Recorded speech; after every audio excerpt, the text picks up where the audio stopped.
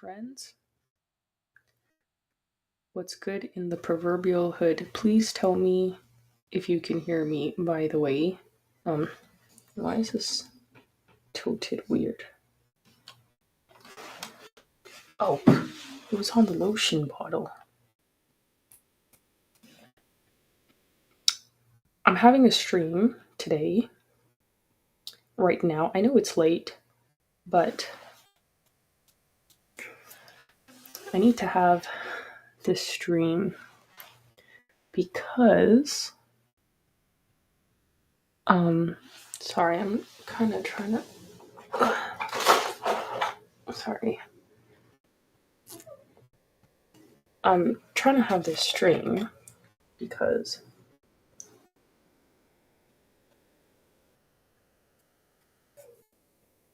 I want to talk about a few things. I got myself some passion fruit beeswax, infused oil, passion flower, infused oil, beeswax, cocoa butter oil, ylang ylang essential oil. I don't know. I'm gonna do a little bit of Bible reading for Isaiah. Maybe I'll read a bit of the Great Controversy as well. I'm gonna be here for a hot minute. Just letting you know. But for you, those of you who do know, um, wait, wait a second. Wait a second.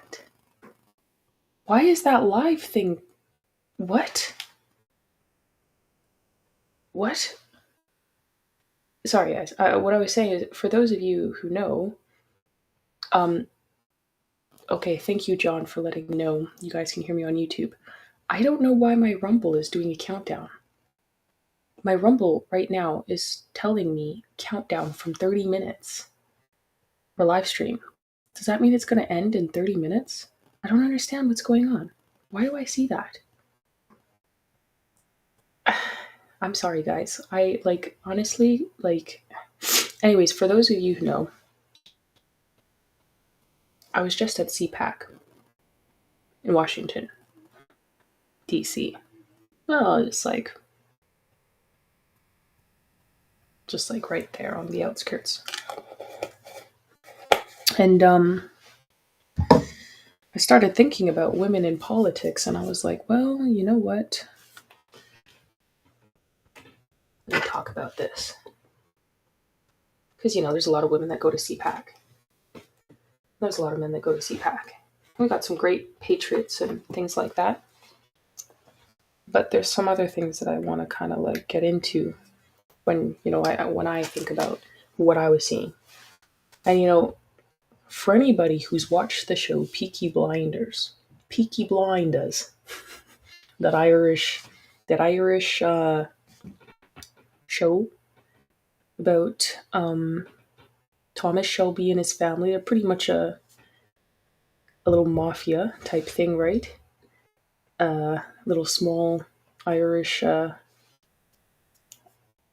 small town mafia, I guess you would say. And they grow their way all the way to the top because Thomas Shelby is a brilliant guy. Very an architect, if you will. Very, but also very systematic thinker, pragmatic, and very calculated and meticulous. He gets them pretty much all the way to the top where he gets into government. And some of the ways in which that was done, exceptionally brilliant guy, and again, pragmatic, just also task oriented, does whatever needs to get done. And there were a lot of casualties of war, and a lot of women were those casualties. And he did not so much even as bat an eye thinking about doing it. Except in one circumstance, which later came to bite him in the behind. And so I want to talk a little bit about politics. If the Rumble stream ends, I'm telling you right now, guys, in advance. Guys, just be on the lookout for the stream because if it cuts, I promise you, I'm literally just going to I'm just going to start the stream back. So just be looking because I have no idea. Honestly, I'm just going to be honest. I'm sorry. I need to be better maybe. I don't know. Um and for anyone watching on YouTube, you're good to see you on. Good to see you too, my friend Marcus. Thank you for joining. Lucero, hello again, my friend. Um every time you say rapture soon, but I don't know what it means when you say this. Uh I want to know how is it that I don't see on also on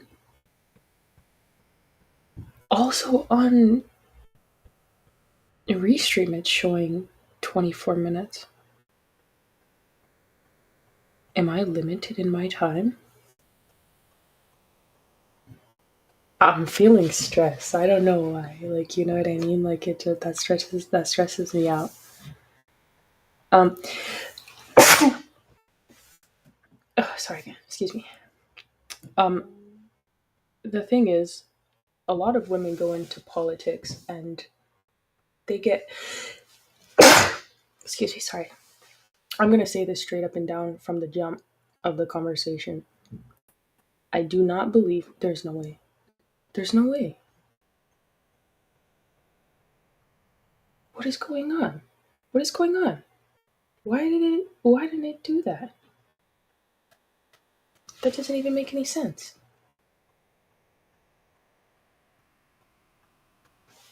This is straight disrespect.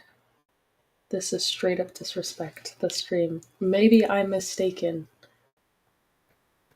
but it shouldn't. I don't understand. I don't understand why it's not working.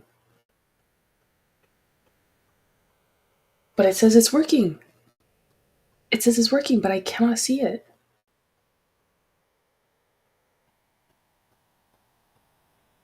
How does it say?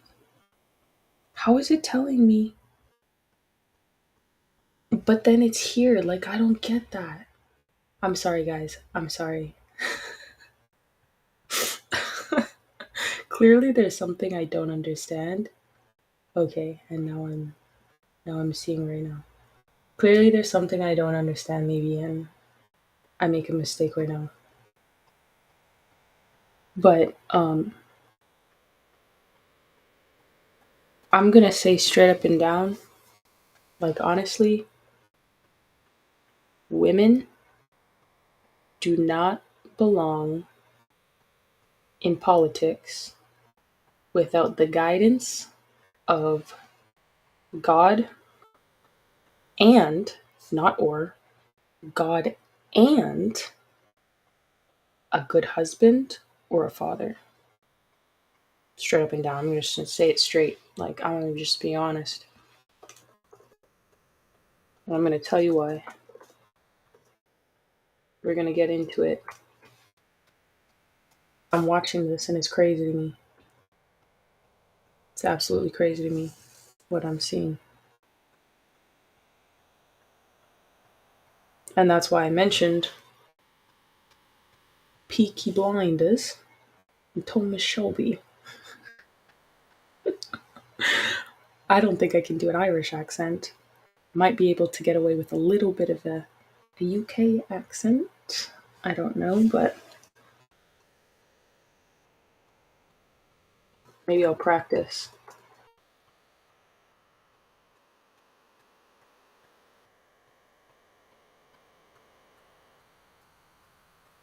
Sorry guys, my face is dry.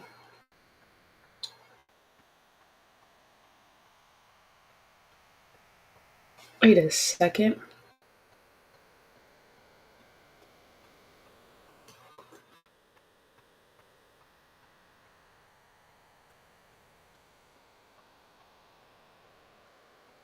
Yeah, so this is crazy to me. So, wait, okay.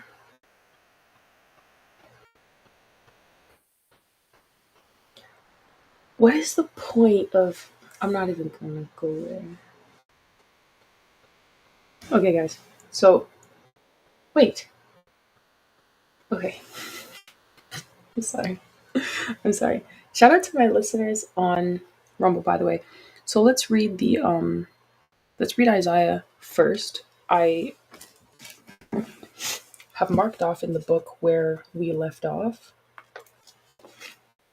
We left off at Isaiah 9 is where we're going to read. And maybe I'll read a little bit of the Great Controversy and we'll get into some conversation. I won't read as much. Maybe I'll get like a chapter. Maybe a chapter, just like a page or two, you know. So I want to get some meat, you know, not some milk. You don't come to the Bible for milk. You want that hearty meat, you know. You want that oatmeal. It's gonna keep you strong for. I know oatmeal and meat are very different, but you know if you eat oatmeal, you're gonna be good for some hours. I'm not even gonna lie. You're gonna feel blessed. Your stomach is gonna be feeling good. Sorry, guys. I love oatmeal, as you can tell, and I've got my tea here. Okay, so let's get straight into it. I say let's get straight into it, but I've definitely been yapping for like 12 minutes, but that's okay. Okay. I also don't even need this, I don't think, because. Sorry, I've just been wearing them.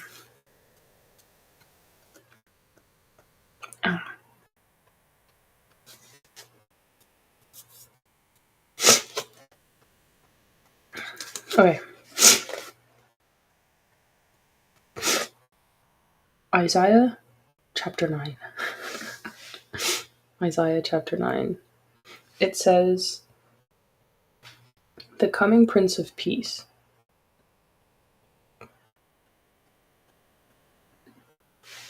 So, nevertheless, the dimness shall not be such as was in her vexation, when at the first he lightly afflicted the land of Zebulun and the land of Naphtali, and afterward did more grievous afflict her by the way of the sea, beyond Jordan, in Galilee of the nations. The people that walked in darkness have seen a great light. They that dwell in the land of the shadow of death, upon them hath the light shined.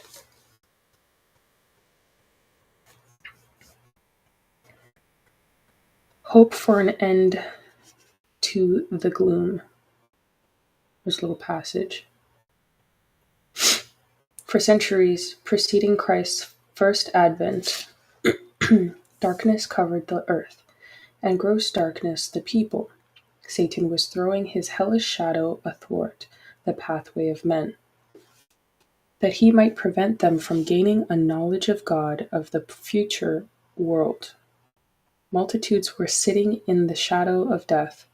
Their only hope was in for this gloom to be lifted, that God might be revealed. Patriarchs and Kings, page 687 and 688.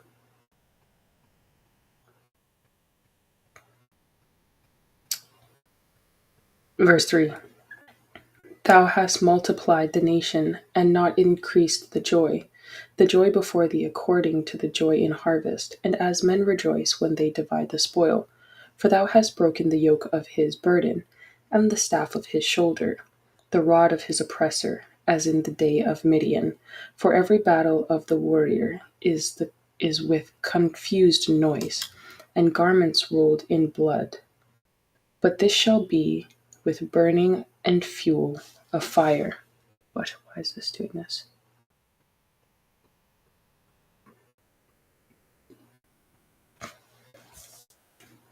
Sorry.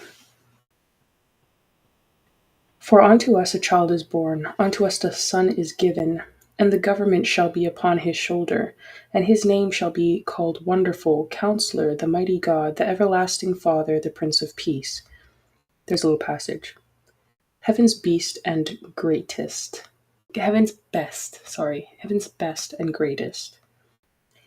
In In the teacher sent from God, heaven gave to men its best and greatest. He who had stood in the councils of the Most High, who had dwelt in the innermost sanctuary of the Eternal, was the one chosen to reveal in person to humanity the knowledge of God. Education, page 73. Verse 7. Of the increase of his government and peace there shall be no end, upon the throne of David and upon his kingdom, to order it, and to establish it with judgment and with justice from henceforth, even forever. The zeal of the Lord of hosts will perform this. Judgments upon the people for pride. The Lord sent a word into Jacob, and it hath lighted upon Israel. And all the people shall know, even Ephraim, and the inhabitants of Samaria, that say in the pride of the stoutness of heart, the bricks are fallen down, but we will build with hewn stones. The sycamores are cut down, but we will change them into cedars. Therefore the Lord shall set up the adversaries of Rezin against him, and join his enemies together, the Syrians before and the Philistines behind. They shall devour Israel with open mouth. For all this his anger is not turned away, but his hand is stretched out still. For the people turneth not unto him that smiteth them, neither do they seek the Lord of hosts. Therefore the Lord will cut off from Israel head and tail, branch and rush, in one day. The ancient and honorable, he is the head, and the prophet that teacheth lies, he is the tail. For the leaders of this people cause them to err, and they that are led of them are destroyed. Therefore the Lord shall have no joy in their young men, neither shall have mercy on their fatherless and widows. Therefore the Lord shall have no joy in their young men, neither shall have mercy on their fatherless and widows. For every one is an hypocrite and an evildoer, and every mouth speaketh folly. For all this his anger is not turned away, but his hand is stretched out still. For wickedness burneth as the fire, it shall devour the briars and thorns, and shall kindle in the thickets of the forest. And they shall mount up like the lifting up of smoke. Through the wrath of the Lord of hosts is the land darkened. And the people shall be as the fuel of the fire, no man shall spare his brother. And he shall snatch on the right hand and be hungry, and he shall eat on the left hand, and they shall not be satisfied. They shall eat every man of the flesh of his own arm. Manasseh, Ephraim, and Ephraim, Manasseh, and they together shall be against Judah. For all his anger is not turned away, but his hand is stretched out still. Woe upon tyrants, chapter 10. I'm sitting on the floor, guys, so let me just adjust myself. Sorry. Got my Canadian out. Sorry.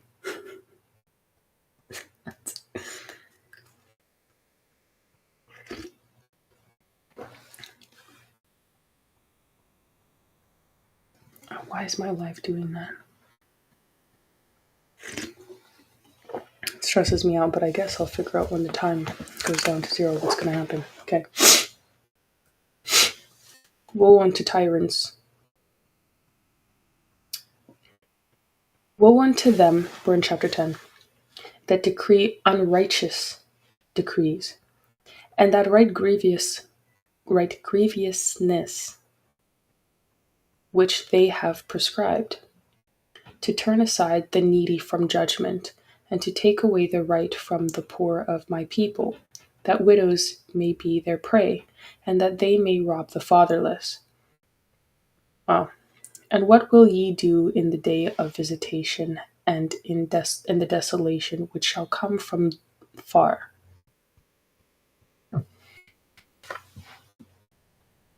Sorry. which shall come from far. Um, to whom will ye flee for help? And where will ye leave your glory? Without me they shall bow down under the prisoners, and they shall fall under the slain. For all this his anger is not turned away, but his hand is stretched out still. It says, Assyria shall be broken.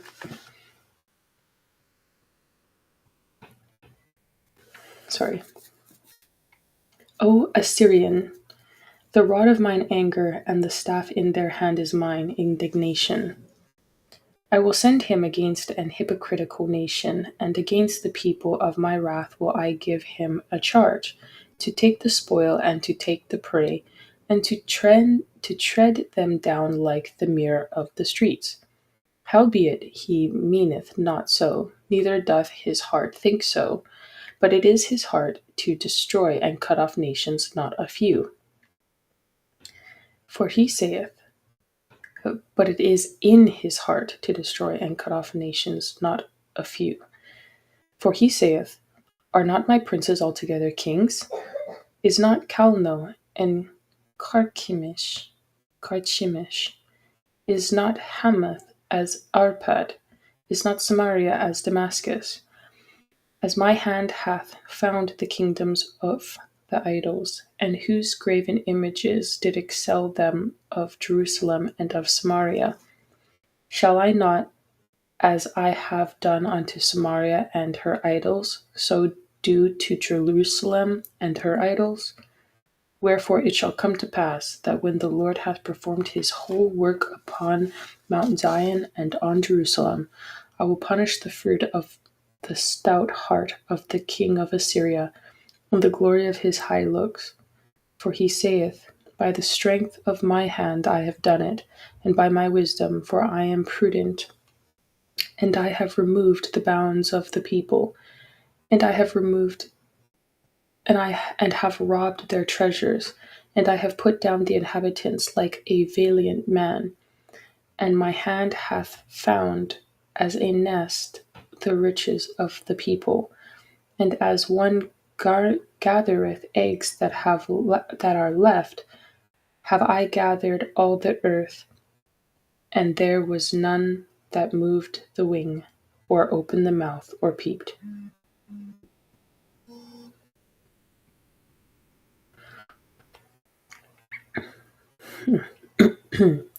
Shall the axe boast itself against him that heweth therewith? Or shall the saw magnify itself against him that shaketh it? As if the rod should shake itself against them that lift it up, or as if the staff should lift up itself, as if it were no wood. What's heweth? Let's Google it. Why not? What is heweth?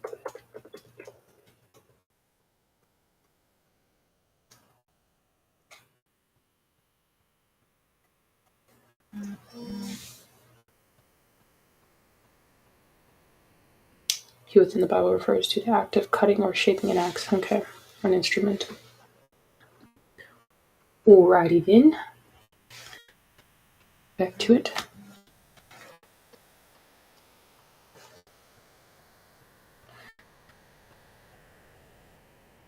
Verse 16. Therefore, Therefore shall the Lord of hosts, send among his fat ones leanness, and under his glory he shall kindle a burning like the burning of a fire. And the light of Israel shall be for a fire, and his Holy One for a flame, and it shall burn and devour his thorns and his briars in one day, and shall consume the glory of his forest and of his fruitful field, both soul and body, and they shall be as when a standard bearer fainteth. And the rest of the trees of the forest shall be few, that a child may write them. A remnant shall be saved. Verse 20. And it shall come to pass in that day that the remnant of Israel, and such as are escaped of the house of Jacob, shall no more again stay upon him that smote them, but still stay upon the Lord, the Holy One of Israel in truth. There's a little passage, there's two actually, called The Gift is for All. At the time At the time when Jerusalem was destroyed and the temple was laid in ruins, many thousands of Jews were sold to serve as bondmen in heathen lands. Like wrecks on a desert shore, they were scattered among. Like wrecks. Sorry, it's okay. Like wrecks on a desert shore, they were scattered among the nations. For 1800 years, the Jews have wandered from land to land, through, throughout the world, and in no place have they been given the privilege of regaining their ancient prestige as a nation. Maligned, hated, persecuted from century to century, theirs has been a heritage of suffering. Theirs has been a heritage of suffering. Notwithstanding the awful doom pronounced upon the Jews as a nation at the time of the rejection of Jesus of Nazareth, there have lived from age to age many noble, God-fearing Jewish men and women who have suffered in silence. God has comforted their hearts in affliction and has beheld with pity their terrible situation. He has heard the agonizing prayers of those who have sought him with all their heart for a right understanding of his word. Some have learned to see in the lowly Nazarene, whom their forefathers rejected and crucified, the true Messiah of Israel. As their minds have grasped the significance of the familiar prophecies so long obscured by tradition and misinterpretation, their hearts have been filled with gratitude to God for the unspeakable gift he bestows upon every human being who chooses to accept Christ as a personal Savior. Acts of the Apostles, page 379 and 380. There's another little passage here. It's called A Remnant Responds. From every nation and kindred and tongue and people, there will be some who will gladly respond to the message. Fear God and give glory to him, for the hour of his judgment is come. They will free themselves from every entanglement and will stand before the world as monuments of God's mercy. Obedient to the divine requirements, they will be recognized by angels and by men as those that have kept the commandments of God and the faith of Jesus. Revelation 14:6 and 7 to 12, and Patriarchs and Kings. That's from Patriarchs and Kings 299 and 300 page. We're in verse now 21 of chapter 10. By the way, the live says 2 minutes and some odd seconds. If it cuts, I will be shook. Will be absolutely shook, and I will not know how to fix that issue. Because I don't know what the countdown, I don't know how that even started. I don't even know how that happened. Anyway, the remnant shall return, even the remnant of Jacob, unto the mighty God. For though thy people Israel be as a sand of the sea, yet a remnant of them shall return. The consumption decreed shall overflow with righteousness. For the Lord God of hosts shall make a consumption, even determined, in the midst of all the land. Therefore, thus saith the Lord God of hosts, O my people that dwellest in Zion, be not afraid of the Assyrian. He shall smite thee with a rod, and shall lift up his staff against thee, after the manner of Egypt. For yet a very little while, and the indignation shall cease, and mine anger in their destruction. And the Lord of hosts shall stir up a scourge for him, according to the slaughter of Midian at the rock of Oreb. And as his rod was upon the sea, so shall he lift it up after the manner of Egypt. And it shall come to pass in that day that his burden shall be taken away from off thy shoulder, and his yoke from off thy neck, and the yoke shall be destroyed because of the anointing. He is come to Aith, Aiath. Someone tell me how to pronounce that, because clearly I think I've done it wrong. He is passed to Migron at Michmash. He hath laid up his carriages. They are gone over the passage. They have taken up their lodging at Geba. Ramah is afraid. Gibeah of Saul is fled. Lift up thy voice, O daughter of Galim, cause it to be heard unto Laish, O poor Anna, Anathoth. Anathoth. Someone tell me, please. Madmenah is removed. The inhabitants of Gebim gather together to flee. As yet shall he remain at Nob that day. He shall shake his hand against the mount of the daughter of Zion, the hill of Jerusalem. Behold, the Lord of hosts, shall lop the bow with terror, and the high ones of stature shall be hewn down, and the haughty shall be humbled. And he shall cut down the thickets of the forest with iron, and Lebanon shall fall by a mighty one. Yep, that is 10, and now the counting has just started from 0 up. That's very strange. Discounting. Jason says, "It's nice that you do this." Thank you, Jason. That's very kind, sir. By the grace of God and my Father alone, I will tell you. Ugh. Sorry, guys. I'm in a very uncomfortable-ish position here, doing this stream like this. R.I.P. to me. It's okay. It's fine.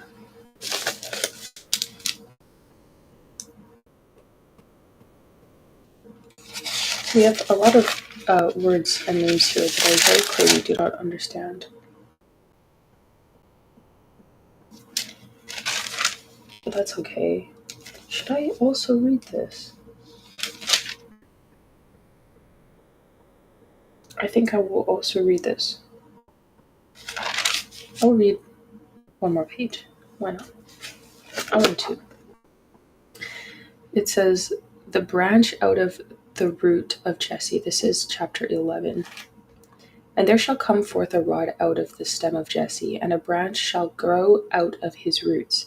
And the Spirit of the Lord shall rest upon him, and the Spirit of wisdom and understanding, the Spirit of counsel and might, the Spirit of knowledge and of the fear of the Lord." Sorry. "And shall make him of quick understanding in the fear of the Lord. And he shall not judge after the sight of his eyes, neither reprove after the hearing of his ears. But with the righteousness shall he judge the poor. But with the righteousness shall he judge the poor, and reprove with equity for the meek of the earth. And he shall smite the earth with the rod of his mouth, and with the breath of his lips shall he slay the wicked. And the righteousness shall be the girdle of his loins, and faithfulness the girdle of his reins.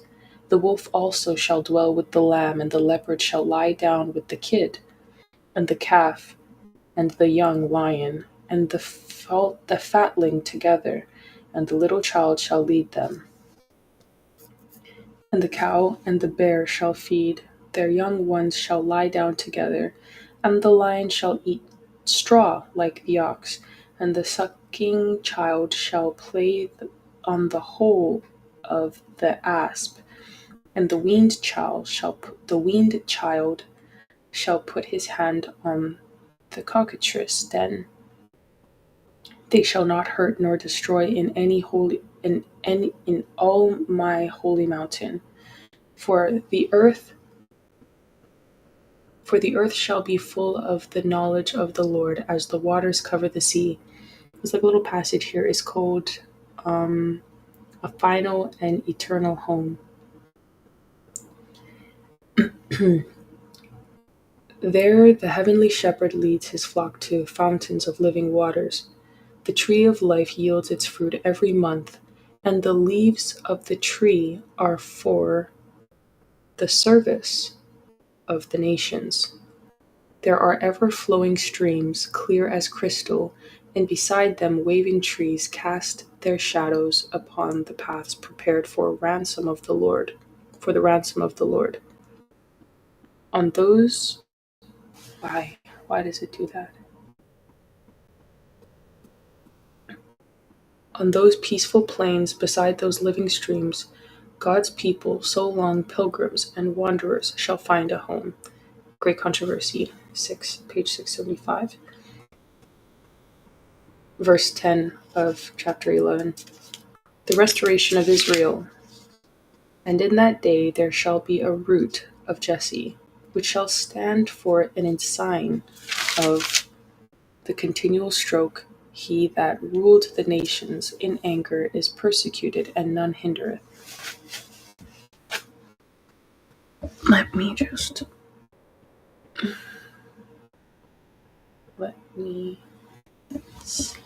ever so slightly.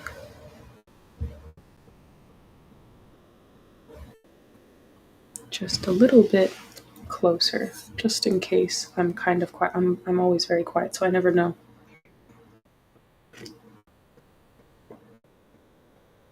What?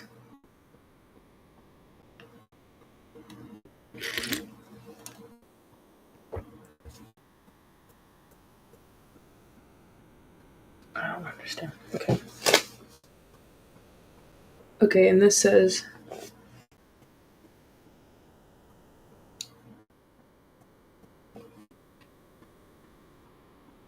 yea, the fir trees rejoice at thee, and the cedars.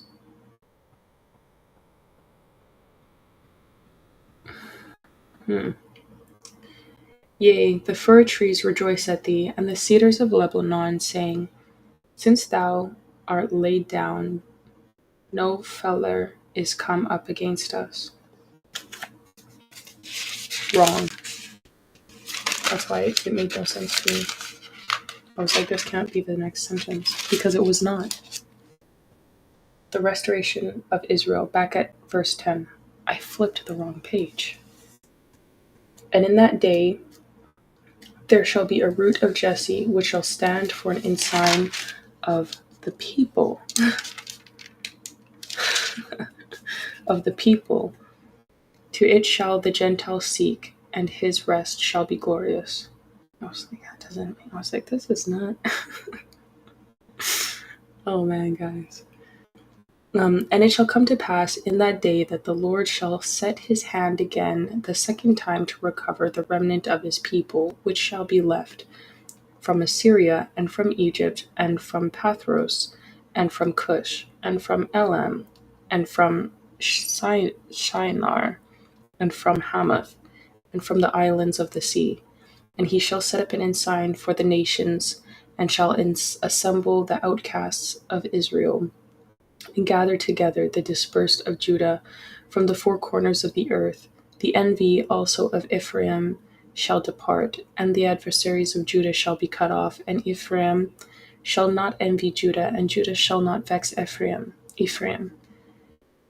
But they shall fly upon the shoulders of the Philistines toward the west. They shall spoil them of the east together.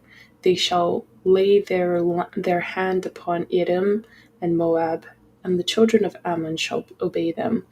And the Lord shall utterly destroy the tongue of the Egyptian sea, and with his mighty wind shall he shake his hand over the river, and shall smite it in the seven streams, and make men go over dryshod.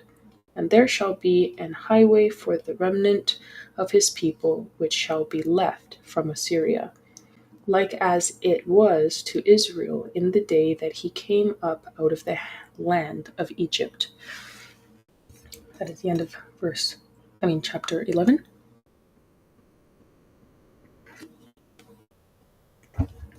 And verse 12 is a few verses. I will read it also. It's called A Hymn of Joyful Thanksgiving.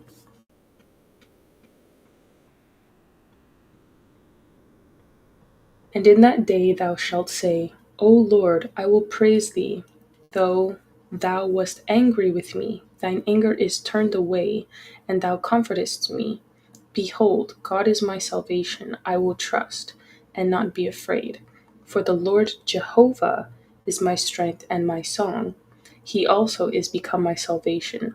Therefore, with joy shall ye draw water out of the wells of salvation. And in that day shall ye say, Praise the Lord, call upon his name, declare his doings among the people, make mention that his name is exalted. Sing unto the Lord, for he hath done excellent things. This is known in all the earth. Cry out and shout, thou inhabitant of Zion, for great is the Holy One of Israel in the midst of thee. I think it's a song.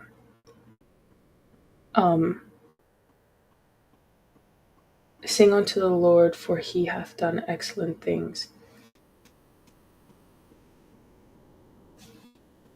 Is it the "Oh, give thanks unto the Lord, for he is good"? Yes, he is good, for he is worthy, worthy. Something. No, but that's something. That is a song. That is a. Anyways, I'm sorry. I read in the Bible sometimes and I'm just like, so that's how you feel, hey? That's where that comes from, hey?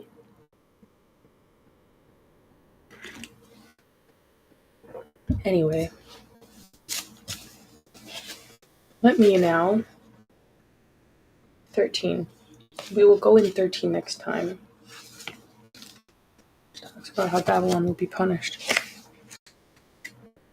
Guys, CPAC was long. I will not hold you.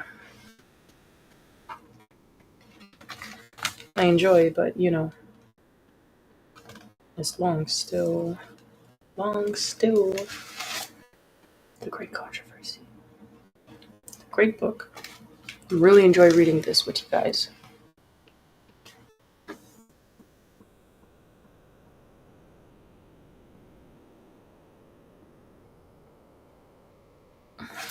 I will leave it. Okay. I will read this. We're on page 27. But maybe I will read a page or two. We're almost in the next chapter, actually. Oh, everything cracks in my body, and I'm only 27 years of age, guys. Fit, Julian. Nice voice, Kaysha. Thanks, Julian. I'm sick even, my friend. Like, I feel like I'm always sick, though. But thank you. Blessings. By the grace of God, I'm sure. No grace of my own, honestly. Okay, so this... And hello, by the way. Sir Julian. Page 27, The Great Controversy by E.G.W. We're in second paragraph. Satan therefore laid his plans to war more successfully against the government of God by planting his banner in the Christian church. If the followers of Christ could be deceived and led to displease God, then their strength, fortitude, and firmness would fail, and they would fall an easy prey. Yes. The great adversary now endeavored to gain by artifice what he had failed to secure by force. Persecution ceased, and in its stead were substituted the dangerous allurements of temporal prosperity and worldly honor. Idolaters were led to receive a part of the Christian faith, while they rejected other essential truths. They professed to accept Jesus as the Son of God and to believe in his death and resurrection. But they had no conviction of sin and felt no need of repentance or of a change of heart. With some concessions on their part, they proposed that Christians should make concessions, that all might unite under the platform of belief in Christ. Now the church was in fearful peril. Prison, torture, fire, and sword were blessings in comparison with this. Some of the Christians stood firm, declaring that they could make no compromise. Others were in favor of yielding or modifying some features of their faith and uniting with those who had accepted a part of Christianity, urging that this might be the means of their full conversion. That was a time of deep anguish to the faithful follower of Christ. Under a cloak of pretended Christianity, Satan was insinuating himself into the church to corrupt their faith and turn their minds from the word of truth.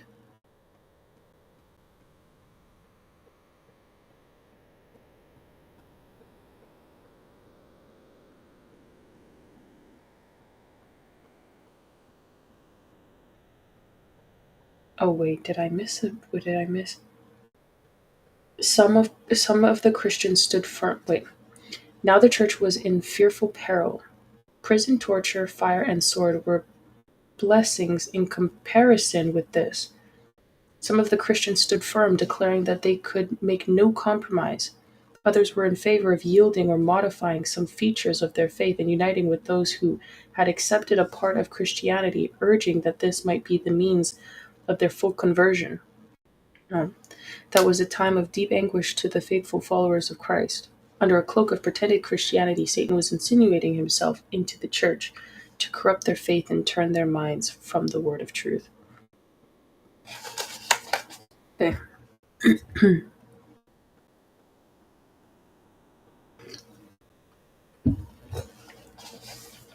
Now the church was in. Oh, sorry.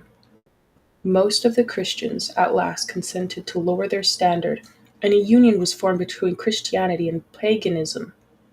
Yeah. Although the worshippers of idols professed to be converted and united with the church, they still clung to their idolatry, only changing the objects of their worship to images of Jesus, and even of Mary and the saints. The foul leaven of idolatry, thus brought into the church, continued its baleful work. Unsound doctrines, superstitious rites, and idolatrous ceremonies were incorporated into her faith and worship. As the followers of Christ united with idolaters, the Christian religion became corrupted, and the church lost her purity and power. There were some, however, who were not misled by these delusions. They still maintained their fidelity to the author of truth and worshipped God alone. Amen.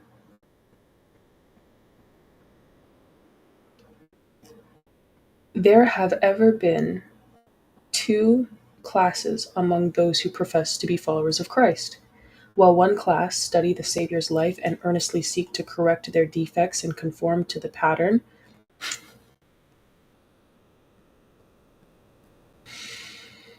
wow.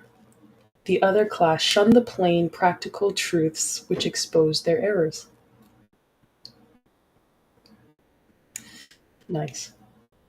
Even in her best estate, the church was not composed wholly of the true, pure, and sincere. Of course not. Our Savior taught that those who willfully indulge in sin are not to be received into the church. Yes, those who willfully indulge in sin are not to be accepted into the church. Yet he connected with himself men who were faulty in character and granted them the benefits of his teachings and example. Wait a second. That they might have an opportunity to see their errors and correct them. Well, yeah, that's different. Among the 12 apostles was a traitor.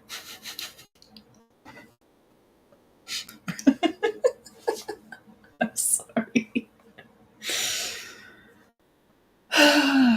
People just used to understand treachery.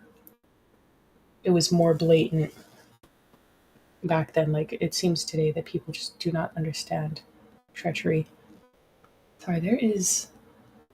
I'm wondering if I should turn this off. This thing is blowing. It's making my eyes dry. It's like a little fan in my room, and I kind of low key. kind of not with it, but the way I have to the way I will have to stand up. One second, let me.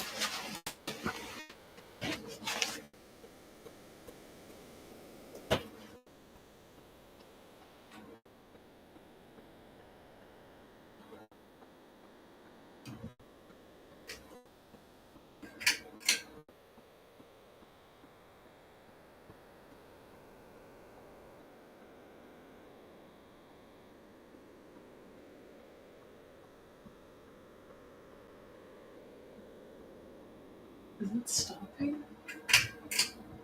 Dang it. No.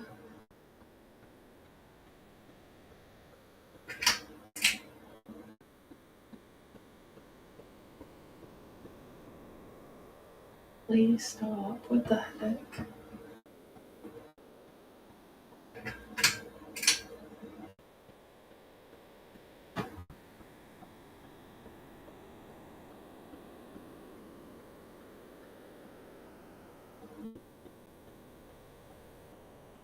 Stop it.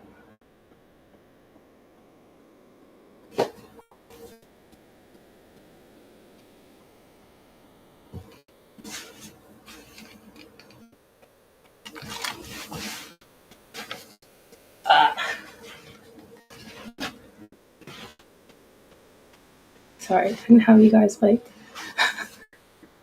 couldn't get up in my sweats like that on the thing. That'd just be weird. But sorry, I'm definitely crammed here. Okay, I figured it out though. I stopped it. Yeah, they used to understand treachery back then so much better than they do now. I think it's coming out more now with new administration, but it's like people are afraid of saying that someone's a traitor when it's very clear. And that makes me very upset. It makes me really annoyed. Because a traitor is a traitor. Treachery is treachery.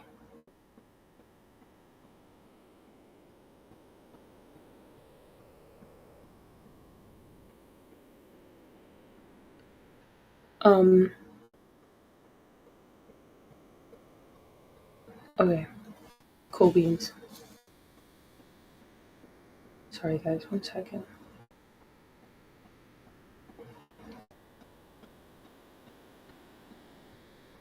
Shout out to all my homies on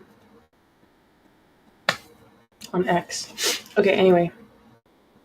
Please go and follow me or subscribe and listen on Rumble on Real Talk with Kaysha.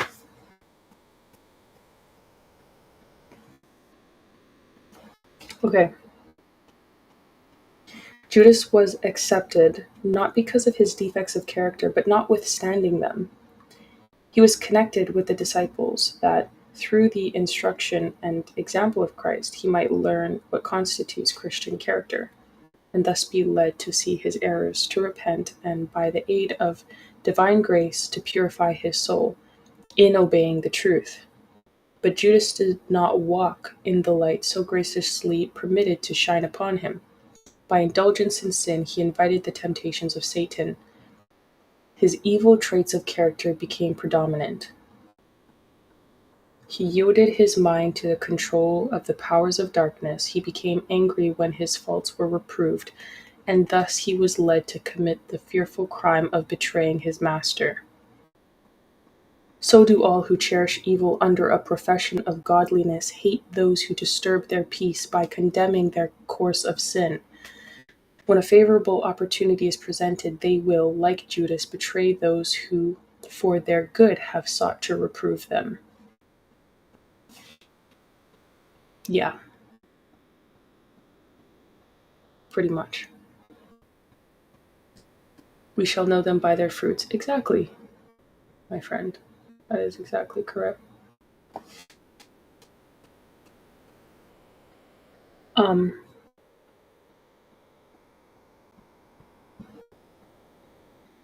Yeah.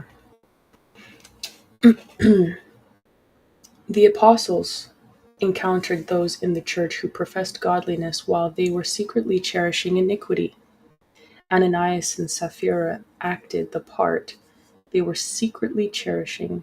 Ananias and Sapphira acted the part of deceivers, pretending to make an entire sacrifice for God when they were covetously withholding a portion for themselves. Yeah, that was wild. That was crazy. The Spirit of truth revealed to the apostles the real character of these pretenders, and the judgments of God rid the church of this foul blot upon its purity. This signal evidence of the discerning Spirit of Christ is the church in the church was a terror to hypocrites and evildoers. They could no longer remain in connection with those who were, in habit and disposition, constant representatives of Christ. And as trials and persecution came upon his followers, those only who were willing to forsake all for the truth's sake desired to become his disciples. Thus, as long as persecution continued, the church remained comparatively pure. But as it ceased, converts were added who were less sincere and devoted, and by way was open for Satan to obtain a foothold. It's almost as though the persecution is what keeps the purity. Because when Christians are constantly being persecuted and there's actually a risk to serve God, the only ones who will serve God are the ones who are genuine. Because people who are disingenuous would never take the risk of their life or money or anything that would otherwise anything, like they wouldn't take any small inconvenience for God or any great inconvenience for God because they're disingenuous. So now that the church is wholly like asleep mostly, it can be filled with disingenuous people and predators or traitors because that's a breeding ground for them now where they can rest and get away with a lot of stuff, as opposed to before there were consequences to serving God.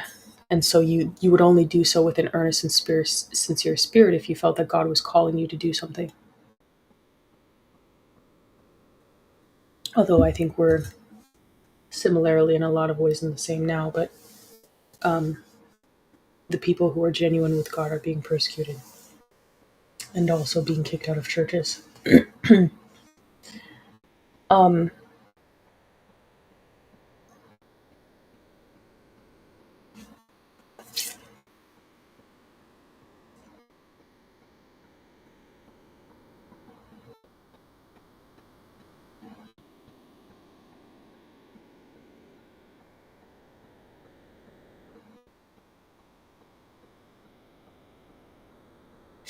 okay, but as its seed, at,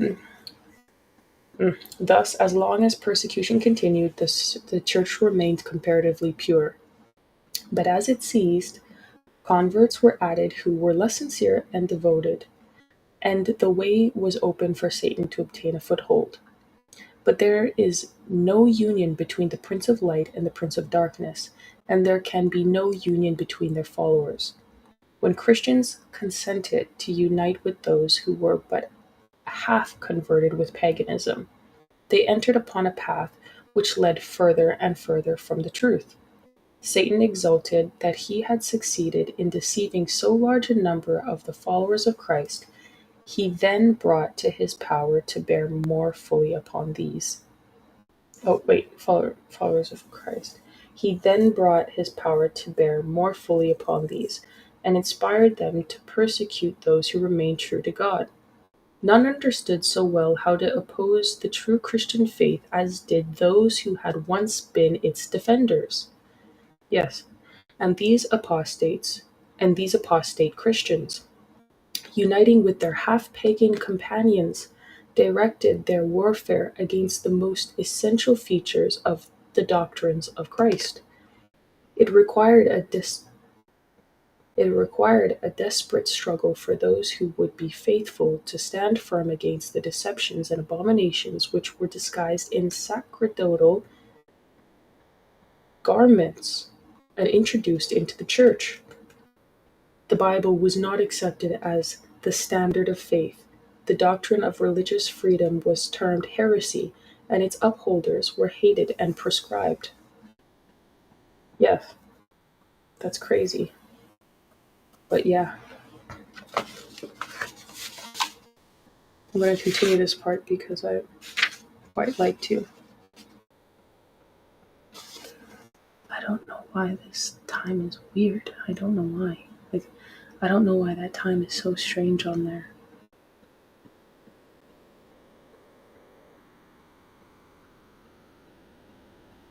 Sorry.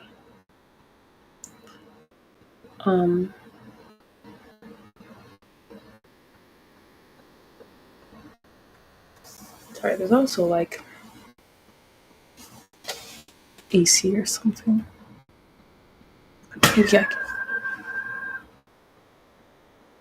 There you go. Okay. More away from my face, kind of.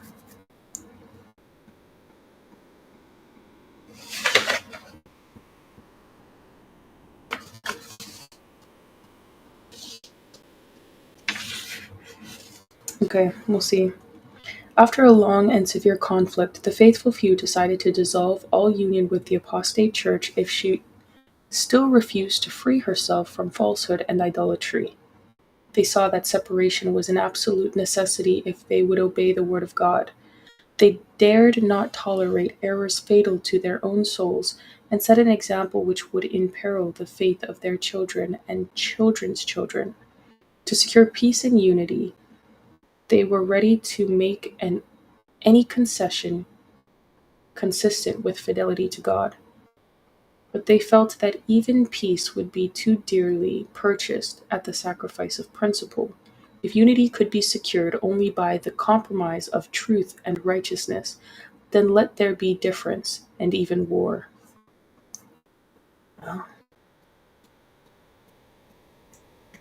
Um, well would it be for the church and the world if the principles that actuated those steadfast souls were revived in the hearts of God's professed people.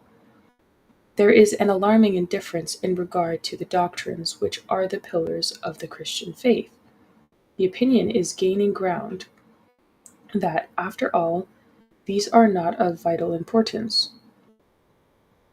This degeneracy is strengthening the hands of the agents of Satan, so that false theories and fatal delusions which the faithful in ages past imperiled their lives to resist and expose, are now regarded with favor by thousands who claim to be followers of Christ. This degeneracy is strengthening the hands of the agents of Satan, so that false theories and fatal delusions which the faithful in ages past imperiled their lives to resist and expose, are now regarded with favor by those who claim to be followers, by favor by thousands who claim to be followers of Christ.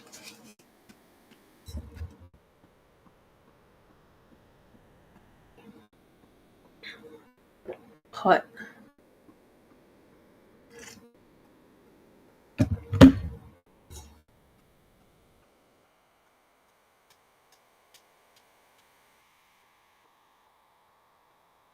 The early Christians were indeed a peculiar people.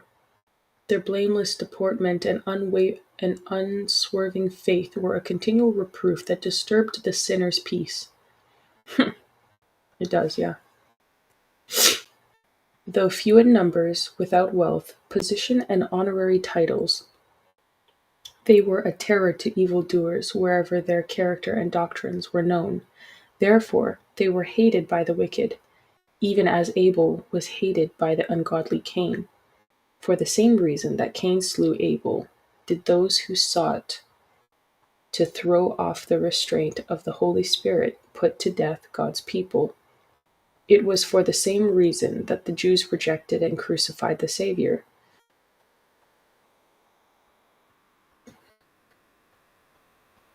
Sorry.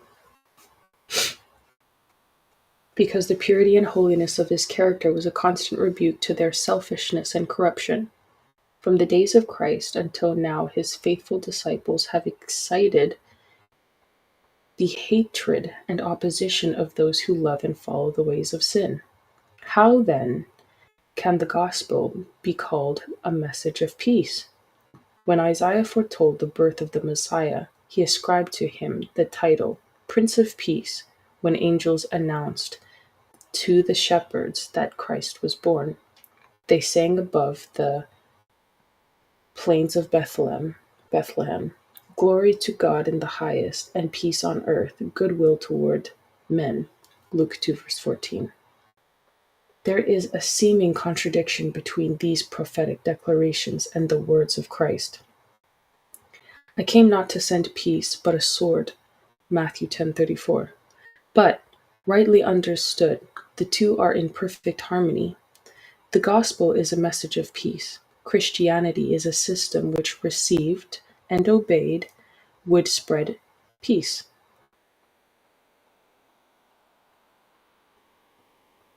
Harmony and happiness throughout the earth.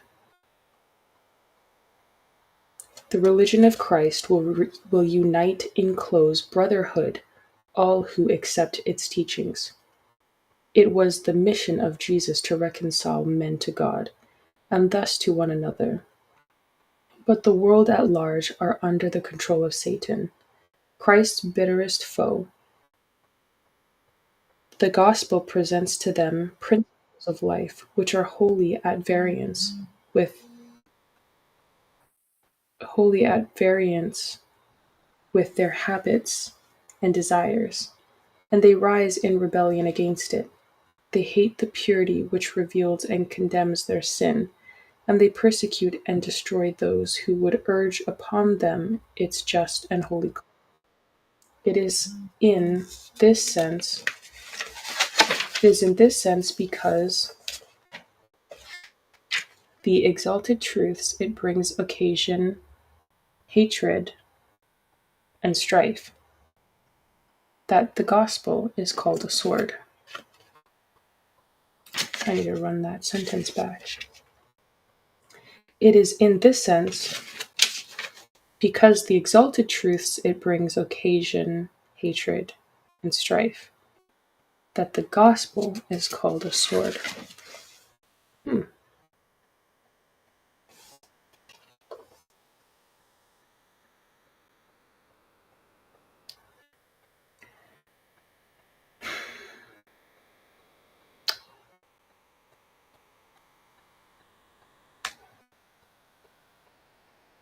Okay.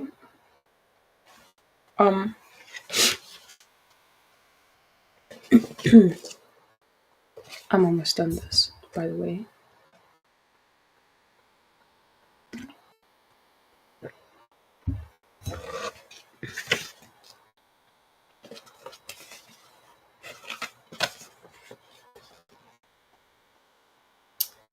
The mysterious providence which permits the righteous to suffer persecution at the hand of the wicked has been a cause of great perplexity to many who are weak in faith.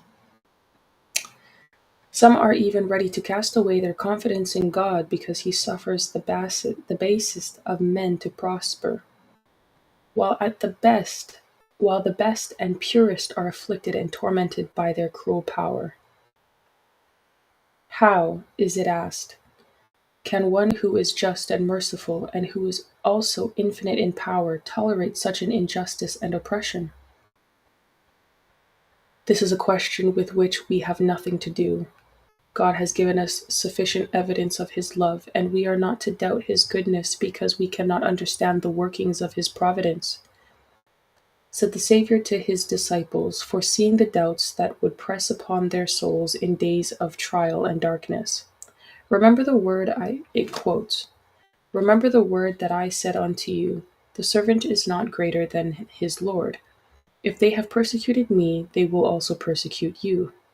John 15, verse 20. Jesus suffered for us more than any of his followers can be made to suffer through the cruelty of wicked men. Those who are called to endure torture and martyrdom are but following in the steps of God's dear Son.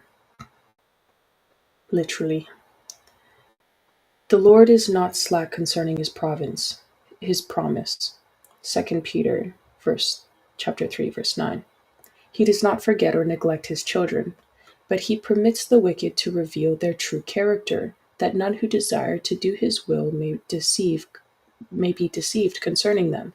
Again, the righteous are placed in the furnace of affliction, that they themselves may be purified, that their example may convince others of the reality of faith and godliness, and also that their consistent course may condemn the ungodly and unbelieving. He said hardship and persecution is to be expected for us Christians. You're right, Fit Julian. Exactly. We're literally just following the life of Christ in being persecuted. It's just literally like, that's life. That's what the people say. Yeah, that's, yeah, you know. Um, and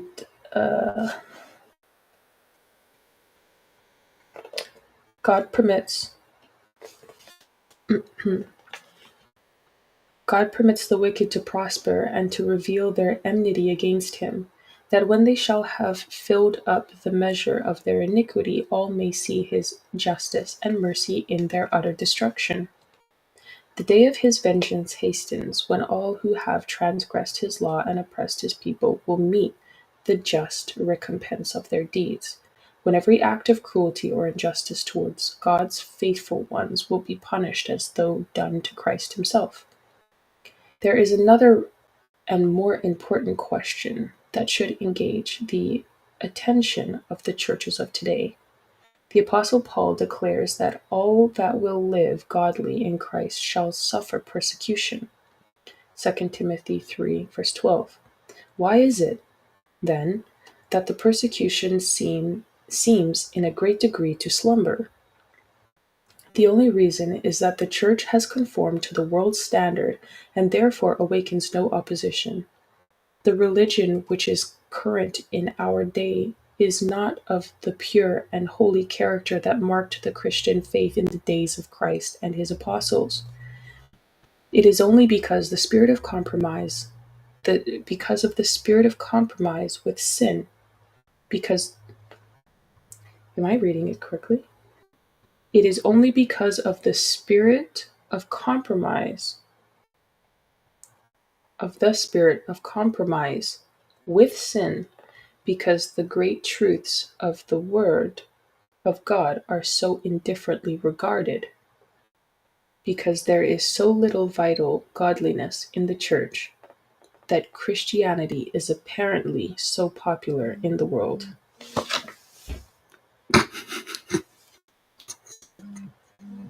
She said that Christianity is apparently so popular in the world. That's the truth. Apparently is the key word. Apparently so popular. Because of the spirit of compromise. Because the spirit of compromise. Why Christianity is so apparently popular. Because if there was no spirit of compromise, Christianity would not be popular. Because people want a religion and they want a faith that matches their lifestyle already. They don't want something that is going to make them change or challenge them to be a better person. They don't want something where they have risk, or they want reward only. Let's read the last bit.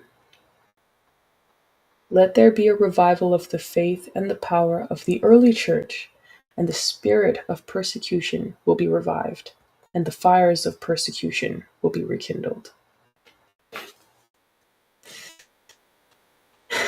He said, apparently, ain't that the truth? Exactly. This is so funny. I love this book. I really love this book. This is crazy. And the next chapter will be called the era of spiritual darkness. And we will just go in there.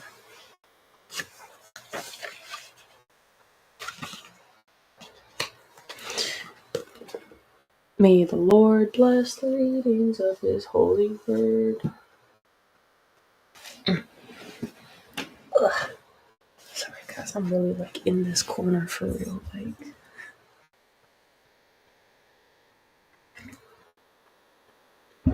I'm shaking low key. Is it Great Controversy? Yes. Yes, Fit Julian. Great Controversy. Everybody knows this book. Everybody knows this book, but they need to understand this book. Because really, she's just spitting facts right now. Like, that's facts. That's everything we're living through right now. It's same. Like, it's same. I'll pray to close, and then I will get into my. I lost my Vaseline. My Vaseline. You say, oh, check it out. That's what's up. That's what's up, man. Check it out, yeah.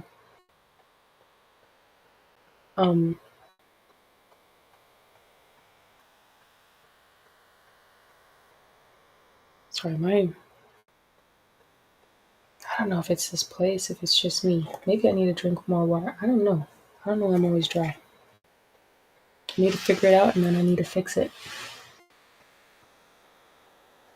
Because that's annoying, man. It seems like no matter what I put on my skin, it's just like dryness everywhere. I'm like, is there something not normal? Like, I just feel like something is not normal. Like, I don't, like, is it really my water intake? Like, I be drinking water like crazy.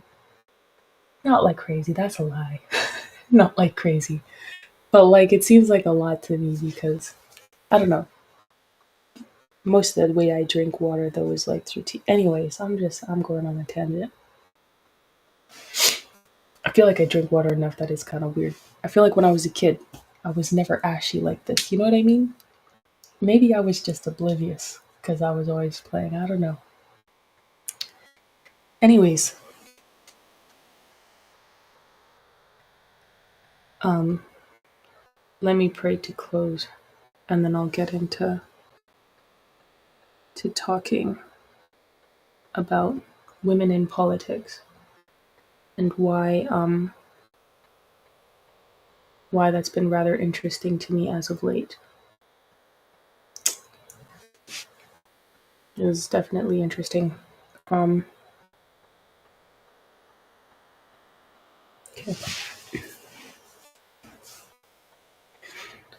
Dear Heavenly Father, thank you so much for this day. Thank you for all the blessings that you bestowed upon us. Thank you for even hardship and persecution. I feel like I say that all the time, but sorry. Thank you for the opportunity to grow in our faith and our relationships with you, and help us to be reminded that you still love us and you're caring for us and you're looking out for us, and that we're simply walking in we're still walking in your son's we're simply walking in your son's path that he lived as an example for us. Help us not to have the spirit of compromise in our faith. Help us to stand boldly and firmly in what you have showed us is the correct way for us to live. Help us to follow your principles and your morals, and help us to be practical in our Christianity and never give up. Thank you for all that you are doing in our lives. Thank you for the opportunities that we are getting with the people around us, and help us to use those to be a light to the world in whatever way that you're calling us to do. I ask that you please forgive us all where we've come short of the glory of God, myself especially and included. Fill us with the Holy Spirit and give us the discernment that we need to organize within those circumstances. Please help us to not be offended when people chastise us, or rather correct our poor behaviors. Please help us to be grateful that people care about us and are willing to show us the error in our ways, or even help us improve ourselves so that we can be better for ourselves and those around us and closer to you in kind.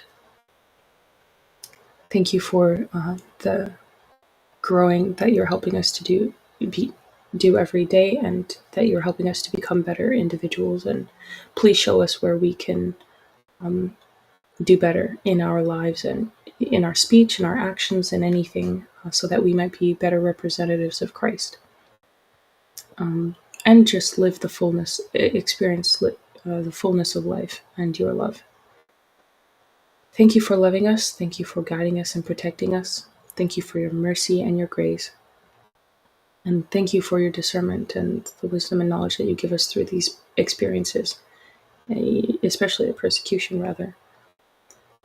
Thank you for all that you've done and will continue to do in our lives, our hearts, and our homes. And please watch over us as we go to bed this evening and the rest of the week. In Jesus' name I pray. Amen. Thank you guys for listening to my study today. So,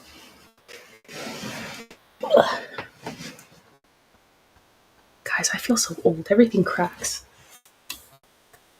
I saw these two girls on Twitter and I screenshotted both of the posts because I wanted to post them like both, but not individually.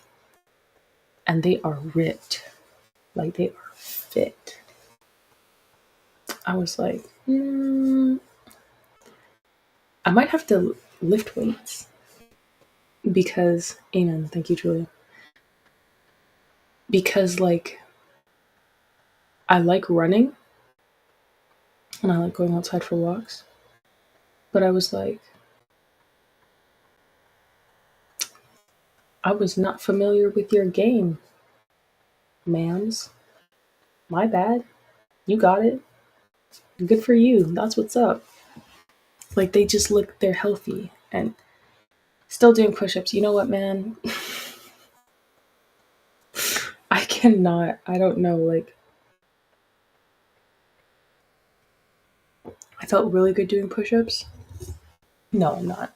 I haven't done them in like, when was the last time I did push-ups? I can't even remember. That's how bad it was. I need an exercise that I feel like I can do consistently. You know what? Maybe it's not even feeling. Maybe I need an exercise routine that I can do. But that's like, again, that's comfort. Like, that's why I run. That's why I like running or like going on walks. I hadn't actually ran in a while. I do like 10,000 push-ups, not 10,000 push-ups, like 10,000 like steps a day for class. Like, for class I had to do like, they gave a Fitbit and you have to do 10,000 steps every day. But I need something that's like practical that I'm gonna do like all the time. And probably push-ups are the easier thing that you can do consistently. Maybe I'm just being lazy right now, and maybe I should just start doing push-ups again. It's not too difficult either. Once you get in the hang of it, honestly, once you get the hang of doing push-ups, it's very easy. I got to the point where I was doing 500 push-ups a day a couple months ago. And it was just like I'm serious. Ask my dad. He'll tell you.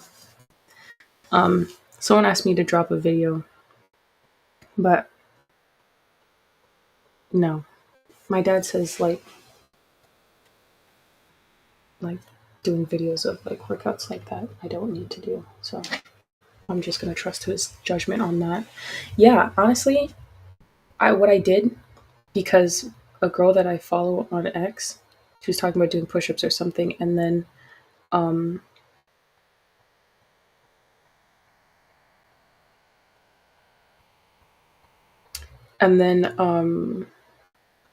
wait a second, sorry, I'm distracted. I feel like I'm always distracted.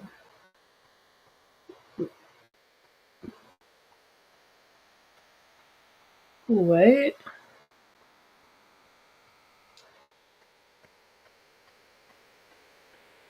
This person has to be from UK. Why? How? Someone.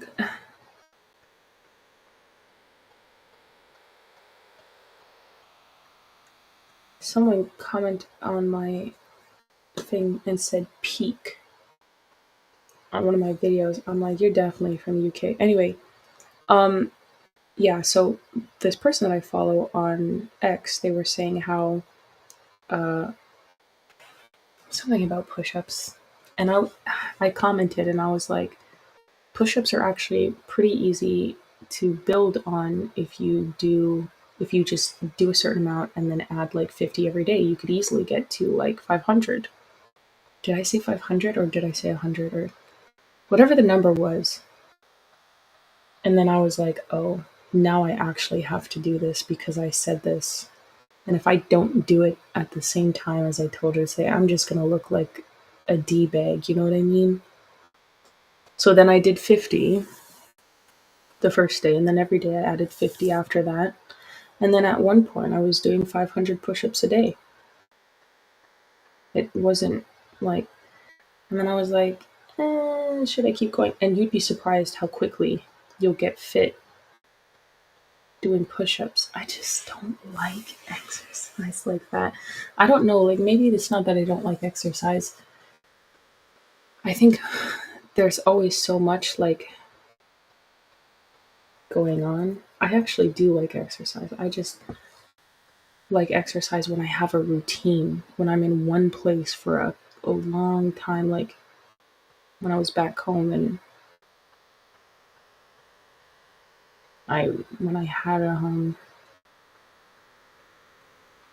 I worked out every day and I went to work. I worked out, I went to work, came home, made food, baked pastries for my sister, rinse and repeat. Next day. Anyway, now everything is like all over the place all the time, and push-ups you can do literally anywhere, so probably there's no excuse. I don't know. Like, I don't know. I don't know. Maybe I just have to get over it. Whatever. Let's just. I have to figure it out. I have to figure it out. I have to fix it. Whatever. I'll figure it out. But um, so women in politics. So as you guys know, I recently went to CPAC. Oh, I'm sorry.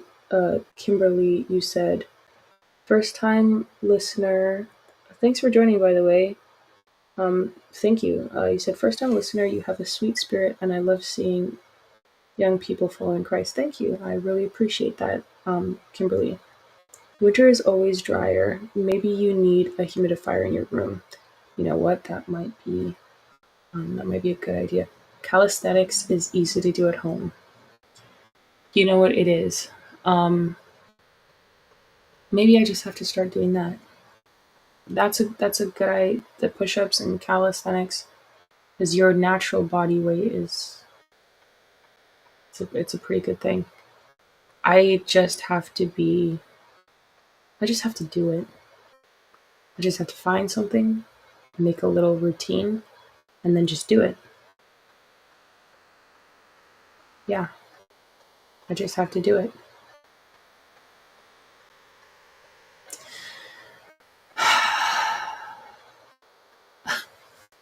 Not me like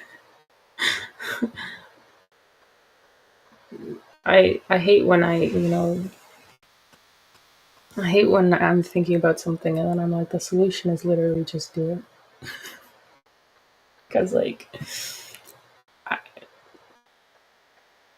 I'm going to find a routine that I can do literally anywhere and just do it.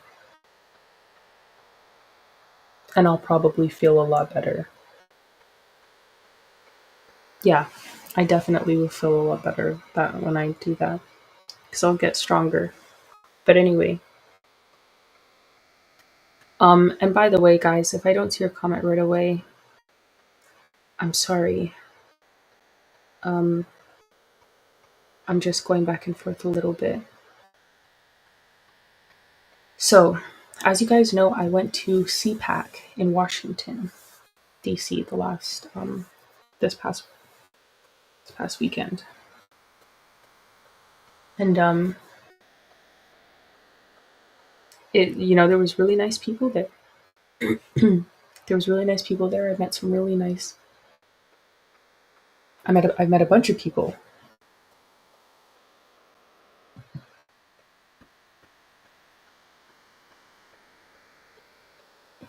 Sorry, guys. Um, I finally I finally got to meet Mike Lindell. That was awesome. If anyone wants to check out my other podcast that I host with my dad, it's called The Cares Project, and we're on Lindell TV, so you can check us out there. We're also on America Happens Network. I saw them. I like them too. Ivan Raiklin, I got to see them. Awesome people, all of them. Lindell too. So awesome, that guy. Um, I got to I got to meet Javier Milei, the president of Argentina. Cool guy. So funny. His his pictures like every time. Um uh the PBD podcast guys, they were pretty nice. Patrick Bet David and Mr. Sosnick, I think his name is Adam. I'm sorry. Um and just the people, the other media people, independent medias who showed up. I finally got to meet a Native Patriot, who's another Native person in the, I guess you could say, freedom movement, and that was pretty cool. And I got to meet Eddie and the rest of his cast there, and some other people that we did podcasts with. Actually, I was surprised because people recognized me too at CPAC, which was very strange to me because I didn't expect anybody to recognize me, because I'm a small account. I think I'm a very small account, but people came up to me and asked to take pictures with me, and I was like, "You know me? That's interesting." They're like, "Yeah, I follow you," and I was like, "What?" I was like, "Okay, sure." The people were nice, but I've gone to events.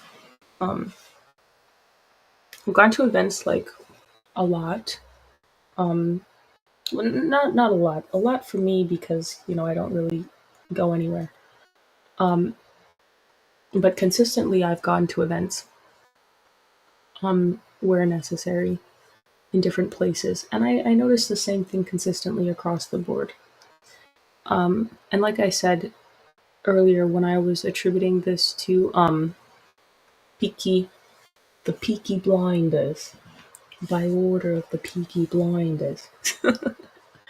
I'm sorry, the show is kind of funny, but um, pretty much Thomas Shelby, he has this little Irish mafia kind of thing, and they're very in a very very small town. They're running this, and it's like war everywhere all the time, and they're pretty much impoverished, pretty much. Um, but they kind of run their town at the beginning. They eventually end up progressing, and they conquer other little groups around them, and they keep getting bigger and bigger, more powerful, and expanding to different places until they end up getting involved with politics. They get in bed with Americans and Russians and Chinese, and they're doing business and moving weight and all sorts of things. I think moving weight means drugs. I could be wrong. I seen it on Twitter or X once. I don't know. You said love that show. That's what's up. There's a lot of I don't really watch TV. I don't, but someone recommended me watch this, and I looked at the trailer and I started reading it, and I was like, there might actually be some benefit in me watching this. The information actually might serve as a purpose later on. Here I am. And so Thomas Shelby becomes very popular and also powerful. Thomas Shelby is very smart. He's actually is he the youngest brother? No. He's the middle brother. And they went to war Him and his older brother went to war. The younger brother too, I think. John and John Boy and someone else. I don't remember what the other guy's name was. My bad. But um, a lot of people died, and Thomas Shelby was kind of like, well, like he had he was the one running the operation of everything, and a lot of bad things happened, but he couldn't afford to stop and cry about it. So he had to keep going and keep making plays. Arthur, yes, thank you, Arthur. But Thomas had to keep making decisions of what to do that was going to help everybody overall across the board, regardless of how he felt in that moment. And I think that's very typical of how men think, except he did it at a higher capacity than most, literally anybody around him. And he couldn't trust anyone with information because nobody had solutions. Everyone was coming to him for solutions all the time. And he was very alone and nobody really understood. Even his woman ended up abandoning him and leaving him because she felt he never really had time for the family, not understanding that his lack of time for the family was because he was keeping the family alive. But he had also gotten himself into this mess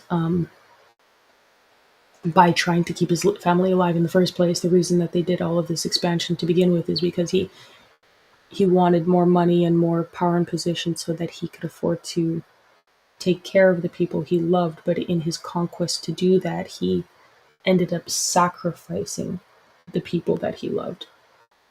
A lot of people died. His daughter died. His brother died. His youngest brother. His wife died. His first wife died. She was a traitor, anyways. But regardless, the point is, there were women along the way that were casualties of war and that he would sleep with. His wife actually was an initial casualty, because he was using her for information, and he knew that she was a liar. And to what depth he kept her close for, purpose of, whatever understanding, who knows? But he told her he knew she was a liar. So even then, and he ended up loving that woman, and they ended up getting married, but he, got her pregnant, so who knows if that was also part of the reason, but which is also interesting. She was literally a government plant from the IRA. The IRA. Anyways, it's just funny, that little song that they sing.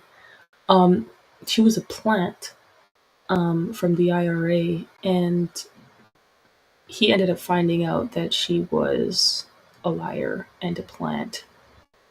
He got her pregnant later, though, and married her.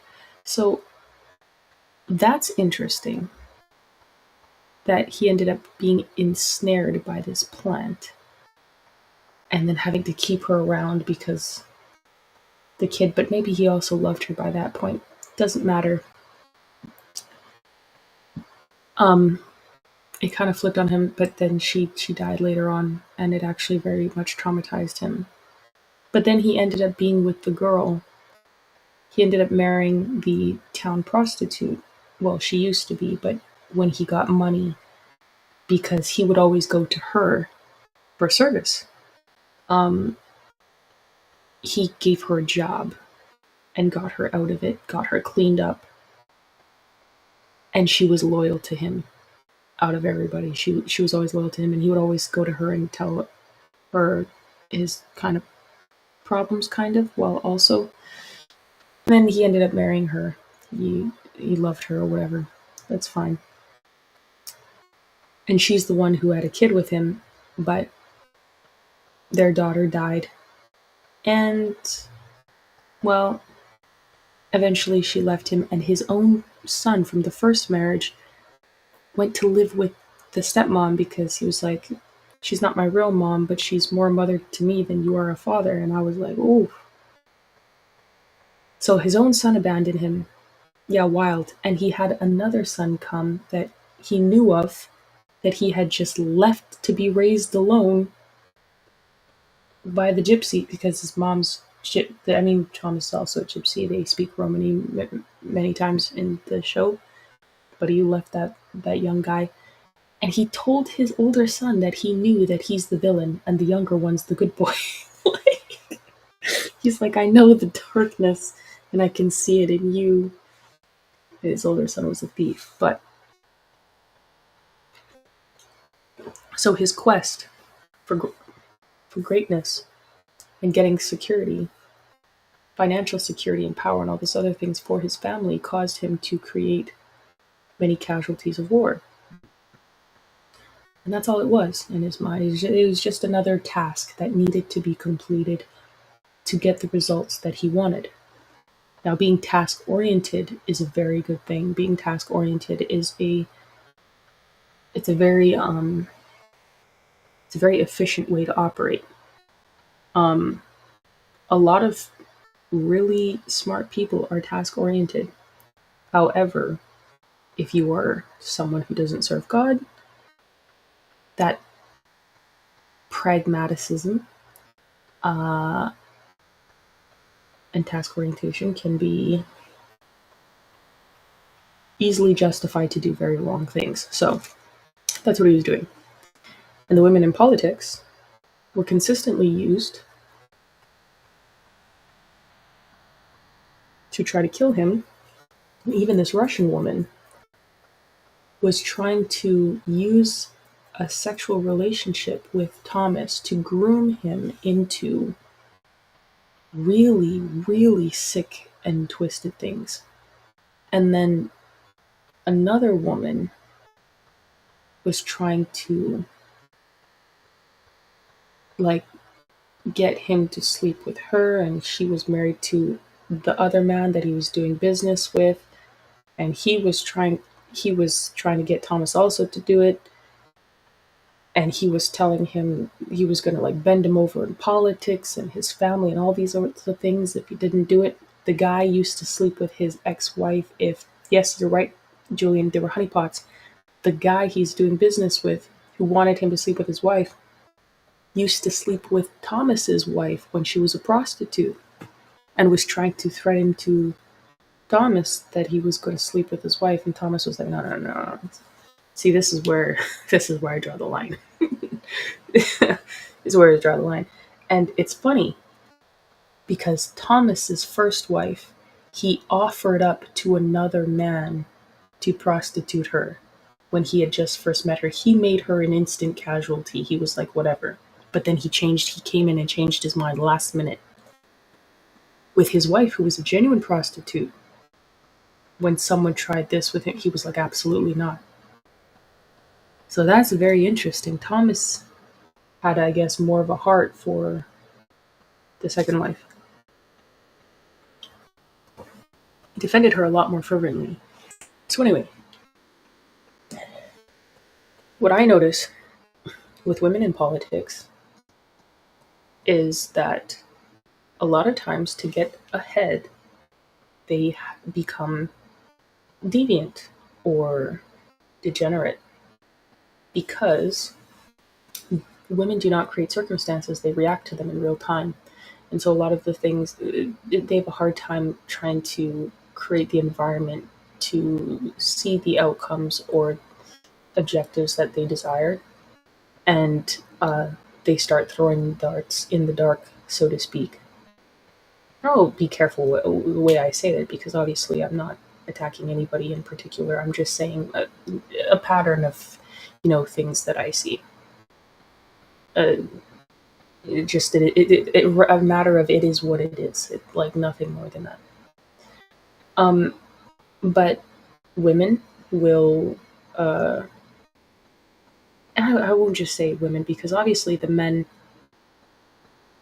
reason why I said it earlier, women do not belong in politics without the guidance of God and, not or, God and a father or husband, is because it's like a shark tank whenever you go in to things with politics. There's a lot more men, of course, um, and they're like straight up men are going to try to sleep with you.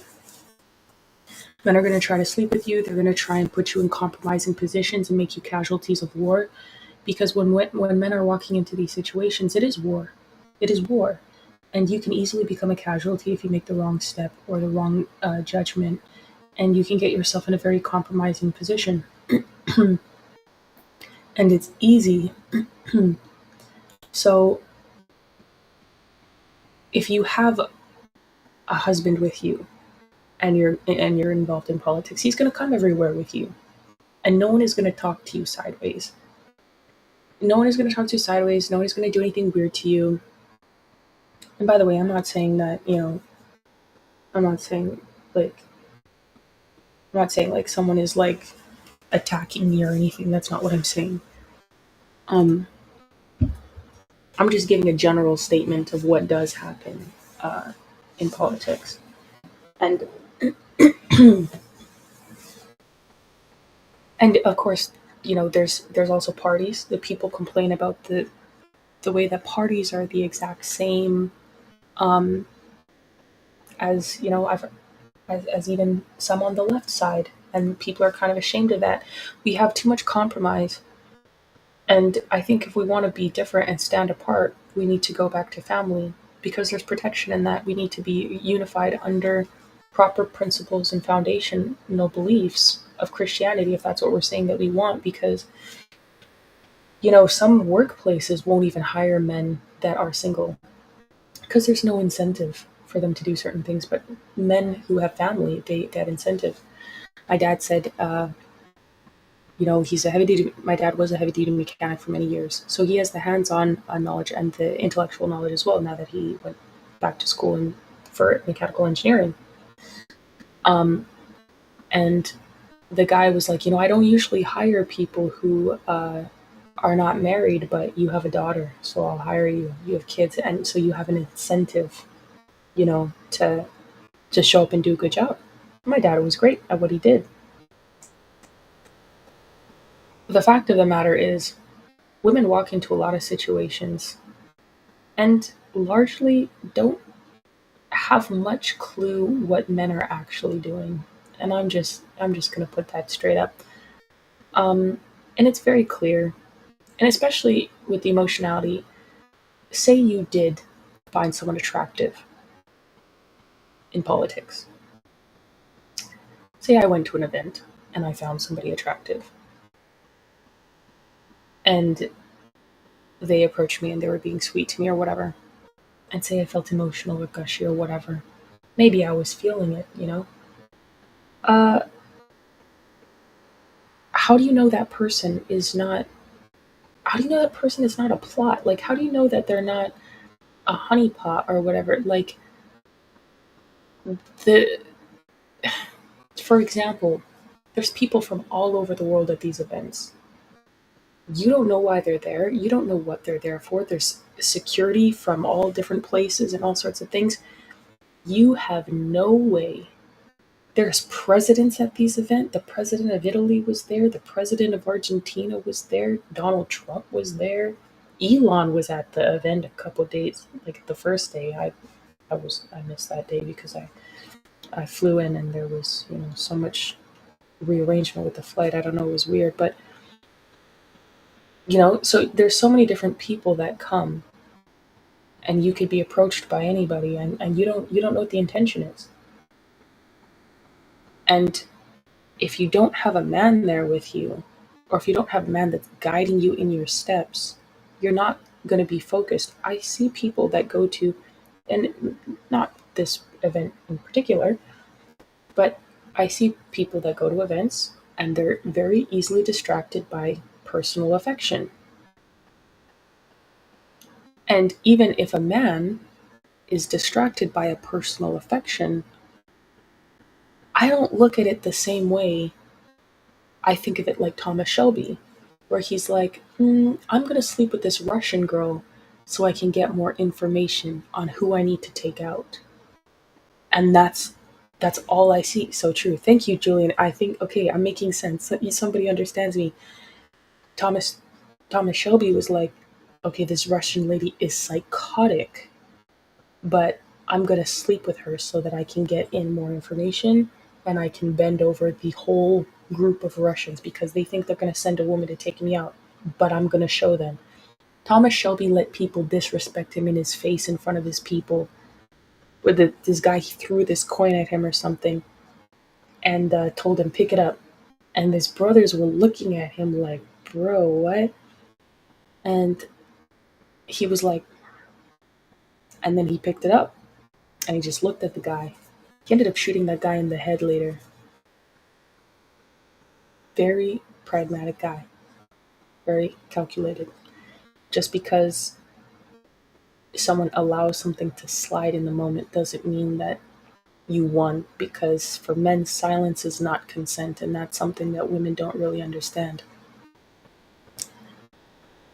Because it's not, they feel like you need to address things in that moment right there, and that for men, that's not always the way, and that's what's really scary, because you're not going to know until you know, like, and especially with women.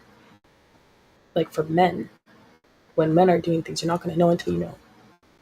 So, um, to me, when I'm watching things play out and I'm thinking about things, I'm like, well, women going to these events are largely putting themselves in a vulnerable position. Women in politics.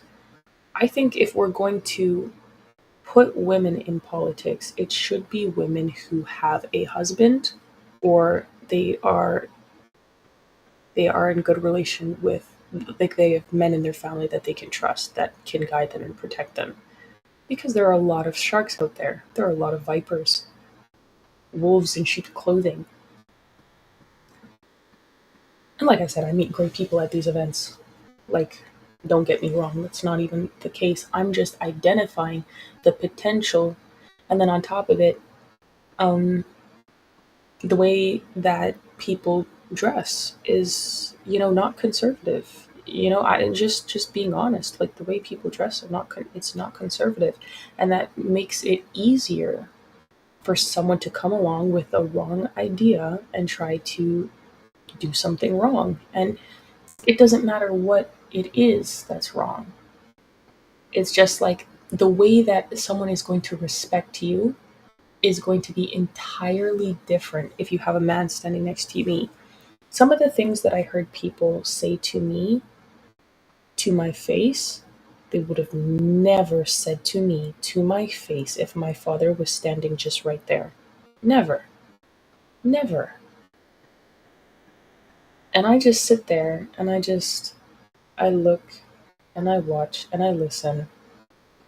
And I'm like, ah, yeah? Okay. And then I go about my business because I know exactly what's going on. Not because I understand men, but because I understand my father.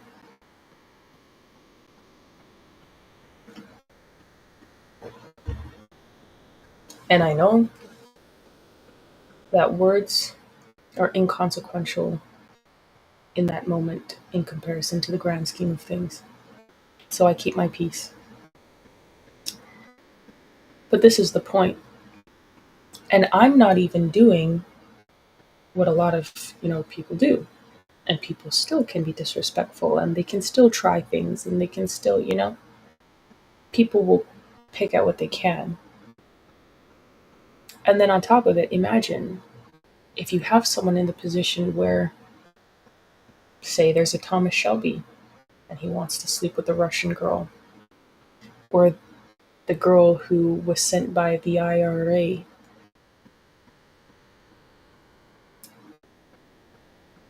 Does that not put those leaders at exceptional risk? Because it's one thing if you have a woman who's very capable working for you, who's very meticulous and very good at her craft, very disciplined. But how is she disciplined? Who's guiding that discipline? Because a woman who is not married is going to be distracted by men who give her attention at an event. That's just what it is, straight up and down. Like, honestly, the only reason that I don't care is because I'm on a mission and I have to report back to my father when I go to things. Oh, hey, dad, this is what I did today. Like, I met these people, I invited these people on the show. This person's coming. There's an objective and a focus and an accountability. Whereas a lot of women who are hired to do work or getting to meet people and are getting opportunity will do what makes them feel good, especially if they have vices, because now they're going into a position where those vices would otherwise be used for the interest of somebody else and not the interest of the person they are being paid by. And yes, we have free will. Free will always exists. That will never change. That's fine. You just need to understand whose free will you're utilizing for your interest and does it serve your interest or your country. And this is where efficiency often goes down or the candle is burnt at both ends. And even while I was at the event and I was doing stuff, like when I go to all events, a lot of times I think to myself, well, I really wish this is some serious wisdom. Thank you, Julian, by the grace of God and my Father alone, my friend. Shout out to Dale Richardson, DJS Richardson on X. Go follow him. Um, sometimes when I'm at the events, I feel like crying. I really feel like crying because the work that I'm doing, I'm like all the skills that I have and that I've acquired. I love to help. I really do. I love it. I love helping. I cannot help but think, man, I really wish I was giving these skills to children. I wish I had children and I was teaching them every day. Like, I wish I had children to love and cherish and take care of and a family that I could just, I wish I could wake up and have a husband tell me what to do like that day. Like, this is what we need today, uh, Kaysha, or whatever he calls me. I don't know. And I could just teach my kids their homeschool lesson and make them like cookies or something, or teach them how to cook some things or make smoothies with them. I don't know, like I just really feel that in my soul and it really pains me. And every time I do something that's like anything, I just think like, man, like I should have kids. I want kids. Like I don't know. I can't like I don't know, I can't get it out of my brain. Not even just my brain, my heart, because like anyway, the fact of the matter is I've seen people with very high position and status from various countries locked in on an emotional exchange. And I thought to myself, how sad. How truly sad. Because if this was in fact a dangerous situation and you were in the midst of a spy or a honeypot, you are putting your nation at risk. And I thought, that's so crazy to me. That's so crazy to me because with my father, with the work that I do with my father, I don't put myself in a position where I could put him or my little sister or anyone in my family at risk. I don't intentionally, before I do things, before I even consider doing things or approaching, a situation, I ask his opinion. Oh, like, what do you think about this? What do you think about that? He's like, oh yeah, Keisha, I think that's a good idea. Oh no, but like, don't worry about that. You know, and you'd be surprised how the smallest misstep can get someone unalived, and that's not even a joke. And I'm not saying that there was any legitimate. You say God's preparing you for when you do have kids. Thank you, man. I don't know what that preparation is called. I don't know what the preparation is, but God's timing, God's will. But I'm not saying that anyone that I'm not saying that anyone was in fact in danger. That's not the point. You're looking at potentials and probabilities and you're weighing the risk against certain things, and I'm seeing how also why so many women in politics sleep around so much because they don't have the guidance of a father. Maybe they're not Christian, but even if they are, they don't have the guidance of a father and um, a husband. What am I gonna do? Am I gonna go and sleep with someone and then go back to my dad? Oh, sorry, dad. Actually, yeah, I did all these things today at the event, but I haven't responded back since because I did have to stop by Johnny's place and get a quick lay in. But like I'm good now, bro. I can't even barely say that out loud without like feeling uncomfortable. I can't even make that joke without feeling uncomfortable because it's not funny. It's funny, but it's not because it's like you are being selfish in that way because the work that you're doing is now being impeded, and also your respect amongst your peers will be impeded, and women would sleep their way to the top in politics and wear the skimpy clothes and do the flirtation or whatever they need to do to get where they need to go. And men will offer, oh, I'll take you to breakfast. And first of all, how are you going to take me to breakfast? Why would I be around you at breakfast? How does that even make sense? What scenario would bring that? Or, oh, let me take you to dinner. And all this. I'm sure some guys are genuinely kind or genuinely nice. I don't know. But I don't care because I don't want the potential or probability or possibility. I don't even want to know. I don't want to find out. This is not, I'm not in a scenario where I want to find out that information to be true or not. Because in this moment of meeting somebody at an event like this, or any events, because I'm not talking about this one specific, you cannot trust anybody. You cannot trust anybody. Remember the movie Bridesmaids? And I think she had I don't know if she had the glass or something. She's like, you, they were saying that they were going to be married out. She was like, oh, I'm sorry. And she was like, you can't trust anybody. And she was so negative, like, because she was like alone or whatever. And they were literally engaged in getting their ring or something. And she was like, that'll never work. And I was like, oh my gosh. But anyway, this is true when it comes down to politics. Women cannot trust the men, and men can't trust the women. Now, there's less of a chance if of there's something going sideways if the person has a family. Because the person who has a family has an incentive to perform because they need to uphold the respect of their family, their fathers or their husband, whatever they're under, and they have an incentive to perform because they need to also take care of their family. Someone who's single and ready to mingle, they also use these places as an opportunity to meet people, which meeting people might not always be bad, except under what circumstance. You have people from all over the place, all over countries from all over the world, and everything is war. Women don't look at, I look at every conversation that I have with anybody as war.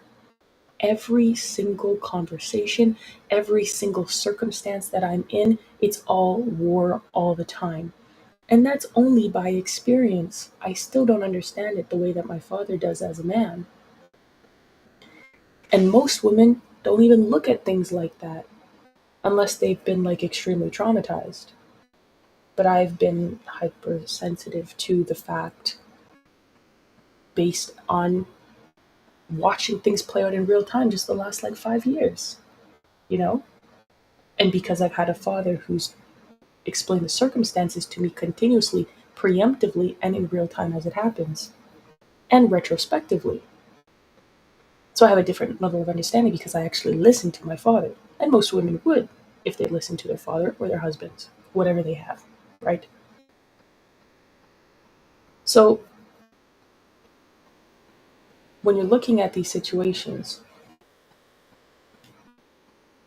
whenever I leave the house, I think to myself, whenever I'm going to go and do, when I'm going to go anywhere, everything in my mind is war. In a conversation with someone, I'm like, can they unalive me? I'm not even kidding. Are they trying to deceive me? Is there manipulation? Are they being honest with me? Can I work with this person? Are they capable? Are they strong? Are they genuine? What values and principles they have? These are all things that I'm thinking about when I'm talking to people or when I'm engaging with people. And it's a regular assessment of human and human nature. What are the probabilities or the possibilities from interacting with this person? And in large part, I actually don't even really have to worry about that too much because my father is a man and he mitigates it. But the only reason I don't have to worry about it is because I'm not doing anything with those people personally. I'm literally just there to exchange business ideas and stuff. So it doesn't really bother me what people try to do personally because, well, that's your problem. It has nothing to do with me. It might piss me off initially. I'm not even going to lie. There's some things that really, really pissed me off. But I just sit there and I'm like, oh, okay, okay. If you say so. You said thinking methodically. Yeah, I mean, you have to understand the person that you're interacting with, and you have to know what you're dealing with. And most women do not. We're very reactive. I am still a woman. I still think as a woman. And I go to my father and ask him, okay, well, what are we gonna do about this? What should I do about this? Even for timing things, I speak to my father like, because we are a team. Most women go to these things alone. They don't even have anyone they report back to. And it's not even it's not a controlling thing, it's not an abusive thing. But if their husband is not controlling them, not control. I don't want to I don't want to use that word because people are going to take this the wrong way. If their husband is not advising them, because everyone has free will, if their husband is not advising them and leading them, or their father is not advising and leading them, who is? A woman will always be led by a man, whether she wants to accept it or not. She will always be led and guided by a man. It's just a matter of fact which one. It's not a matter of if, it's a matter of when. It's a matter of how. It's a matter of who. It's a matter of how many, because it cannot just be one. It's going to be a multitude of men. And I watch this. I watch this consistently. And then, at that point, who, what, when, where, why, how, many, and why. And then, whoever that woman is actually serving, working under, if she's doing the interest of all these other individuals, unbeknownst to her, because circumstances are being created around her, she does not see, she does not understand, she's simply experiencing, and she might experience the stress and the weight thereof, or even not, until it comes fully crashing and burning in front of her face. You see? And then the man that she serves or works for, then what? I consistently see men in positions where women are gatekeeping things, uh, where they are supposed to be helping something, they end up doing something that's actually not in the best interest because it makes them feel bad. They want to feel good, so they do what is actually what feels good to them, but is in direct opposition of what's in the best interest of the company or the man who, the man who maybe started it, or or wants to help it improve, or the boss or the manager or whoever. You know, people have to understand that when they hire people, they're actually hiring them and whoever their vice is or whatever their vice is, or they're hiring them and their family.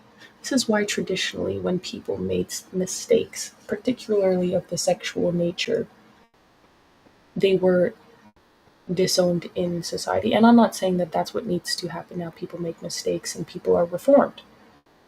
But what I'm saying is there's a reason why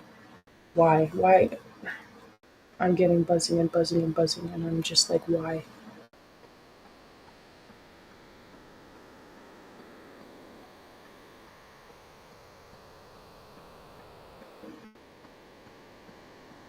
Okay, I'm getting buzzing and buzzing. I'll deal with it after.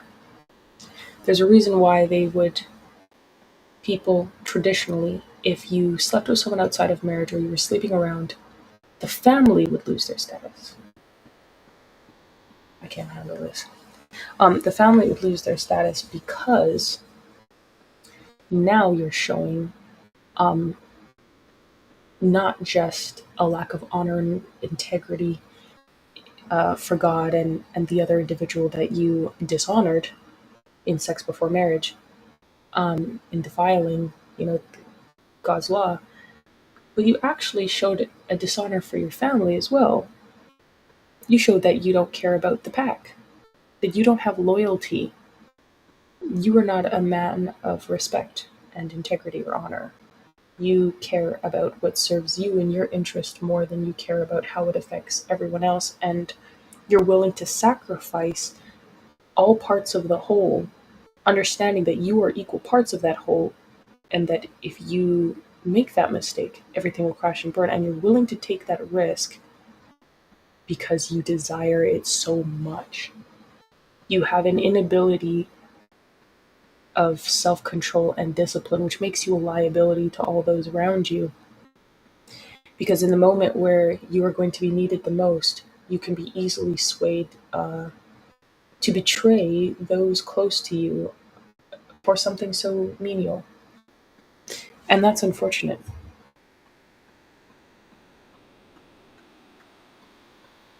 The same is true now. And this is also why um, people need to consider when they are hiring someone to work for them, they're hiring their family. You need to look at the work. And not everybody is like their family. Some people have people in their family who are awful people, and they are not awful people. And, that can't reflect. But if we want to go back to a traditional society and we want to incentivize families and traditional values, then go back to hiring people from upstanding families to incentivize those others in society to have upstanding families, to be upstanding wives and husbands. And the more those people are rewarded for being upstanding wives and husbands and mothers and fathers to their children and upstanding children, the more society will grow in that direction.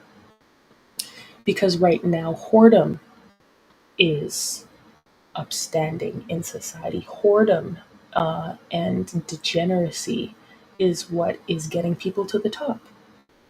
It's not hard work, it's not ethic, it's not even merit, it's not experience, not foundation, nothing. It's who can sleep their way to the top, who has the connections, who has the money, who has the, in some capacity, the color. There's so many things. Because I'm not going to discount, prejudice, because there are for some people. Is it everyone? No, absolutely not.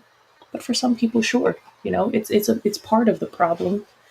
Um, I'm not going to say like, because I'm just not discounting the fact that that's a real problem in the world. Like, that's just ridiculous. that would be a lie.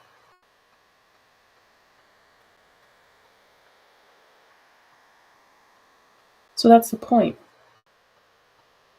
Women do not belong in politics, save the potential of having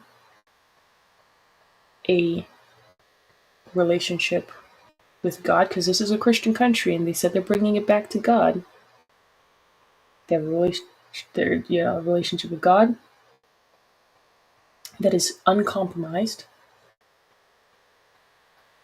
and that they have learned that they have a husband or a father that, you know, because women first learn loyalty from God and cooperation from God, their fathers, and then they translate that cooperation to their husbands. Are you telling me that a woman who has never, I mean, there's the grace of God for sure that can help people and bless people, and people sometimes they don't have parents, but other men in their lives from church or whatever come along and they are that guidance for them, and that's great. There are situations like that. However, what I'm telling you, and you can even have a father and still be fatherless behavior because your father did not do his job. What I'm saying is that people need to assess the fact that there are women and men alike, but I'm a woman, so I can only speak of women, who very much have fatherless behavior and are more so a liability all to the whole, and are in large part equal parts of the whole, even without people understanding, because they don't understand how that woman's inability to cooperate in a manner which produces the results that they're looking for causes all parts of the whole to destruct, because they don't have the discipline, because they don't understand or don't care for even being loyal to something that isn't actually serving them in the way they need. And women are, as God says, their desire is going to be to their husband, and women are constantly seeking for a husband. They need men. Women need men. It's in their biological nature to need and want men. A woman will always want a man, and she will always be looking for a man to secure. Always. That's just in their nature. God made us to need one another. But their ability to do certain things can still become distracted if they are not directly incentivized in some way to be loyal to something. And they're not largely going to be if there's no like direct connection, if that makes sense. Like, unless the boss is your husband, it's kind of like, yeah, I'm here doing this, but like I can slip and do these other things because I'm still here for me. If you're there with your husband, it's like, okay, I have this to do, I have that to do. You're more focused because you have your family already and you need to perform for your family. You have a standard to uphold, and I'm not going to say reputation because I don't care about reputation. Jesus had a very awful reputation, but he was exceptional. You have a standard to uphold for your family. You said that headship is so important. Exactly. And if you hire a woman who has no concept of headship or loyalty or cooperation with men, who has feministic values or communist values or Marxist values, or is of a compromising nature, you can expect that you will have many failures across the board. And again, I'm not a man, so I cannot speak for the disposition or perceptions of men in their mind. Like, I'm not going to sit around and play with that.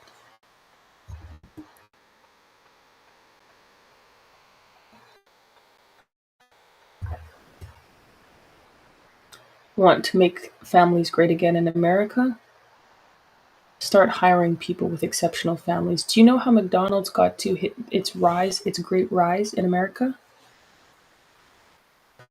The McDonald's brothers were wonderful creators of, the McDonald's burger. I forget their original names. My pardon. My apologies. This other guy came along. He saw McDonald's and said to himself, I just have to have it. He said that he would, and this, well, I guess this is what they put in the movie, at least, the documented movie that they made of the whole event. It could be sauce or not, but in the movie, this is what he said. That if his enemy was drowning in a pond, he would walk over and push their head further underwater. And that man, McDonald's was not a franchise, and they didn't want to make it a franchise because they realized when they put it in different places like California, they added I think he said tacos or other things to it, and he was like, they could not guarantee the quality of the product or the authenticity, because people would start adding different foods into it. And when they try to put a different one down south, of course, they added soul food, and they didn't want that. They wanted the authentic McDonald's, and they couldn't manage to get the quality and authenticity and the same revenue upkeep around the country when they did this, because in different places they like different things as well, and certain things are not going to sell as much as others, because of course on the West Coast you're going to have more of a Hispanic influence in things, and then in the South you're going to have more Southern food, and on the East Coast you might have a better chance there. So there's many variables to look at, but the guy who was trying to help them make it into a franchise, he said he was trying to push them to do it. They didn't want to. Eventually he made it into a franchise, and he spoke to a Jewish guy actually, and the guy said, "You're not in the burger business. You're in the retail business." And he said, "Ah." And what he did was get everybody to rent out the what's it called? The lots for the McDonald's. And if you didn't make a certain amount of money, you had to pretty much pay for the lot, the rental lot, by the amount of money that you would bring in for the McDonald's. And if you did not make enough money to keep it up, yours would be shut down and a different competitor would come along. And do you know how he did this? What type of people he got to get that up? This guy was able to steal McDonald's like this. Do you know what he did? The two groups of people that he brought into the McDonald's business to make it a multi-billion-dollar business and steal it from the McDonald's brothers, and actually almost killed them, because the one guy, he ended up in the hospital from the stress. He was a diabetic, I think. He got Christians from all sorts of churches. He hired Christians, but Christian families. He would get a husband and a wife who had children, and he would let the husband and the wife run the McDonald's, be the managers, and then hire people underneath them, younger people. And he got churches, people from churches, because he was looking around outside one day and he was like, who brings the country together? And do you know what else he got? Patriots, people who were patriotic about America. So he blended the patriotism of America combined with the church and the family. Now, what he did was a very evil and wicked thing, and he corrupted the very idea of the embodiment of all of those things together. It was actually a very sick thing that he'd done. But he understood the value of patriotism, God, and family, and the power that comes behind all of those things together. And this is also how we're reading this in not Ephesians, in Ecclesiastes, not some time ago, where Ecclesiastes actually says that this is how people steal the valor of Christians, because the exceptional work and things that a Christian will do will far exceed the average individual. And God blesses their work. And now the things that they were doing, thinking they were doing something good, obviously ended up being something awful. But again, this was war for the guy, and he unfortunately won. He even left his own wife and went with someone else, another man's wife. It was mad. It was mad. But this is the point. There is great power in the mind and the capabilities of people who understand patriotism, God, and serving a family, because you have to be held to a higher standard. You have a level of accountability and responsibility that the average person doesn't. And even though there's war every day that you have to go outside and meet, there is a family that you have to come home and keep. And that is exceptionally harder than going to war every day. Because although Thomas Shelby was an exceptionally brilliant and capable man, he was incapable of keeping a family. And at the end of all the wars that he had won, the war that he failed to win and continually was met with in his mind was the one of family, of obtaining and keeping and operating a successful family. And that really haunted him very badly. So, what I have been saying, and more so saying, is that the answer to solving a lot of these issues, and they said it as well at the event, is that fatherlessness is the problem. And this is how you can incentivize, I'm saying, how you can incentivize families.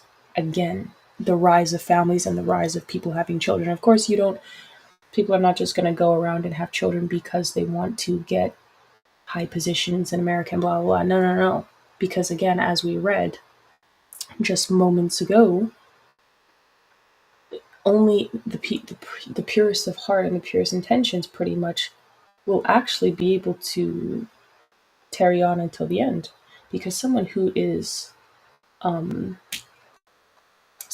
disingenuous and someone who doesn't actually believe in those principles and morals and values will not be able to make it all the way. The people who are pure intended, even if they're persecuted, they will go until the end. And they will make it happen because they know that they're following the life of Christ. They're just simply living as God's Son did throughout his life. Just another Tuesday. Just another day at the office. Just another casualty of war. Like literally, you wake up, it's war. You go to sleep, it's war. It's amazing when you wake up. Honestly, I wake up every day now and I'm like, I'm just happy to be here. You know? And that's what it is. So you need people who understand the value in the work that they're doing as families and the value of retaining it and keeping it. And most people don't. They need to understand the value in growing character through hardship and learning efficiency through that. Not that I'm saying that people should be like tormented. That's not what I'm saying. But humans become greater through suffering. I mean, this is just like, even if you want to lose weight, like you have to suffer in weight loss. Like you have to exercise. I was just complaining about doing push-ups earlier. And I was like, I just have to do it. Like I just have to do it. Like I have to find an exercise routine that will be good for me and just do it every day. And I never said that I like one that will be good for me and I just do it every day. no matter where I am. So, but if you have someone that you hire who's just, on whatever, just on whatever tip, they're just living life. They don't have kids, they don't have family, they don't have husband or whatever. Maybe they have their immediate family, but like they don't have husband or kids or whatever. Or like they don't care, man. Like a lot of people, honestly, a lot of people don't care. A lot of people are in things for very personal, selfish reasons, and to each their own. That's fine. You just got to understand what you're playing with. You got to understand how that's going to affect, like how all those equal parts of the whole are going to be affected. And I don't think people think about that much. And I think if you're running an operation, obviously you have to look at the potential of people. Many people have potential. That's fine. I look at potentials too, and I think like, oh, this person would be great with this. Like, yeah, we can do great work with this person because they're very gifted at this, and it would go good with what we're doing, and we could do great things together. That's not quite what I'm talking about. There's a certain level of maturity, of experience, of wisdom and understanding, and patience and discipline that comes with operating under a certain moral and principle that you cannot get otherwise. And I think if you want, and of course, everybody has their own success in businesses and things like that. And obviously, I'm not a businessman. That's not the case at all. I just understand. I just know what I know. I'm not good at money, but I know what I know. And I'm saying that in this way, if you are a business and we are changing society and saying that, because the Republicans are saying, okay, we're the solution, and they want to make America great again, and they want to make it Christian and God fearing. Okay, bring the Christians, not the compromising Christians. Bring the real Christians and get the work with them, and you will see that reformation or that remnant, so to speak. And that will set ablaze in the country. One man stole McDonald's from two brothers and made it a multi-billion-dollar company. And it's now worldwide. And I mean, obviously the quality has severely diminished, and the authenticity, as well as so many other aspects of it, and the whole thing that they said they don't want, the authenticity of the original palette, uh, you know, to change. Obviously, has now changed because you can get rice at McDonald's in Asia, and I think even curry at McDonald's in India. Like it's very based on where you are.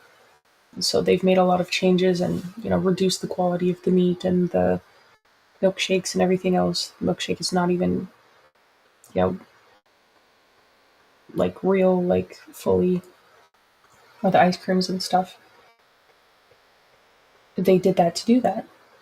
But that was a very poor example because obviously they did that in a very unchristian way. If you bring Christians who are uncompromising, because obviously he compromised on everything, where the original McDonald's brothers did not.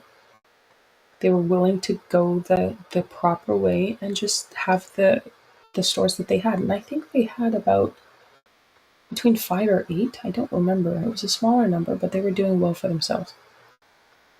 And they made a quite good system too. The guy, actually, the older brother, they were deciding how they were going to organize the kitchen to, make it more efficient. and they were like trying to draw a plan on the floor, with some chalk or whatever outside. And he actually got like on a ladder or something, I forget, or like on this like higher thing and looked at it all from a high up and was like, okay, yeah, good. He made it. He designed a good plan. It's actually funny because my dad always says that men look at things from 40,000 feet in the air and problems and tell you how to solve it. And so that was a very funny, direct example. But regardless, he didn't compromise. The bad guy who stole from them did, and the quality and if quality of efficiency went down, authenticity, all sorts of things. But he has all the money. If we get Christians who are uncompromised in their faith, and women who are uncompromised and disciplined and focused on their mission and focused on their work, you can trust the actions that are consistent because people generally are predictable. I think I'm very predictable. I like routine. I like doing things a certain way. Most people do, especially women. They are very predictable. Um, so if you know somebody has a good relationship with their husband or their father, you expect to receive that same thing. You can trust that even if you don't know what the situation will be specifically, you will know that you can trust that they will respect their own principle moral code, that they will always revert to this tendency. And you should see that with any kind of person, whether they're a Christian or not, people always revert to what they know, typically. So you have to know what they generally know. Like what is it that they know, like ideologically? Do they believe in, you know, like family? Do they believe in God? Do they believe in a headship in the home, like fathers and husbands? Do they believe in being a helpmeet? Or do they believe that they're going to be the Lord over whoever, you know? Right. So that's the difference. That's in large part the difference. And a lot of people don't address me a certain way, because if they do, I'm just going to tell them, yeah, you can talk to my father about that. I tell people I don't care. Oh, I want to do this. Yeah, talk to my dad. Oh, but you should talk to my dad. Oh, you. No, I'm not like that. I'm not about that. What do you actually want? What are we actually talking about? Like what is this thing that you actually want? Because I'm not here to play. I don't have time for this, please. In the most respectful way possible. Like, So, anyways, I think that's clear.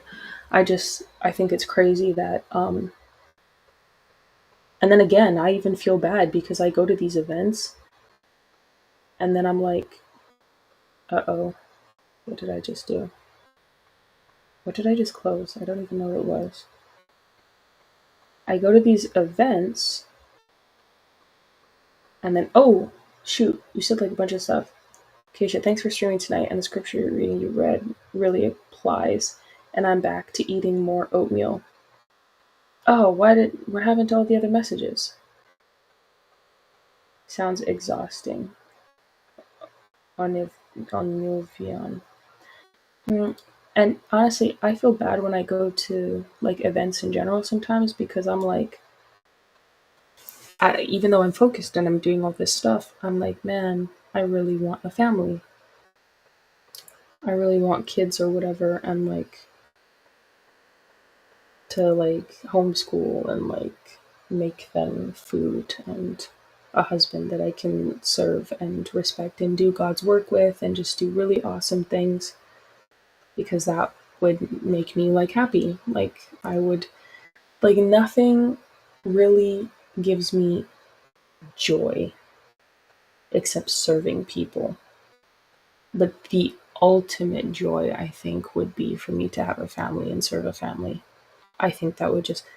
I realized the other day that I've just been living life with a numb filter like this whole time. Like I thought like I just didn't feel things about certain things, and I realized that that's not true.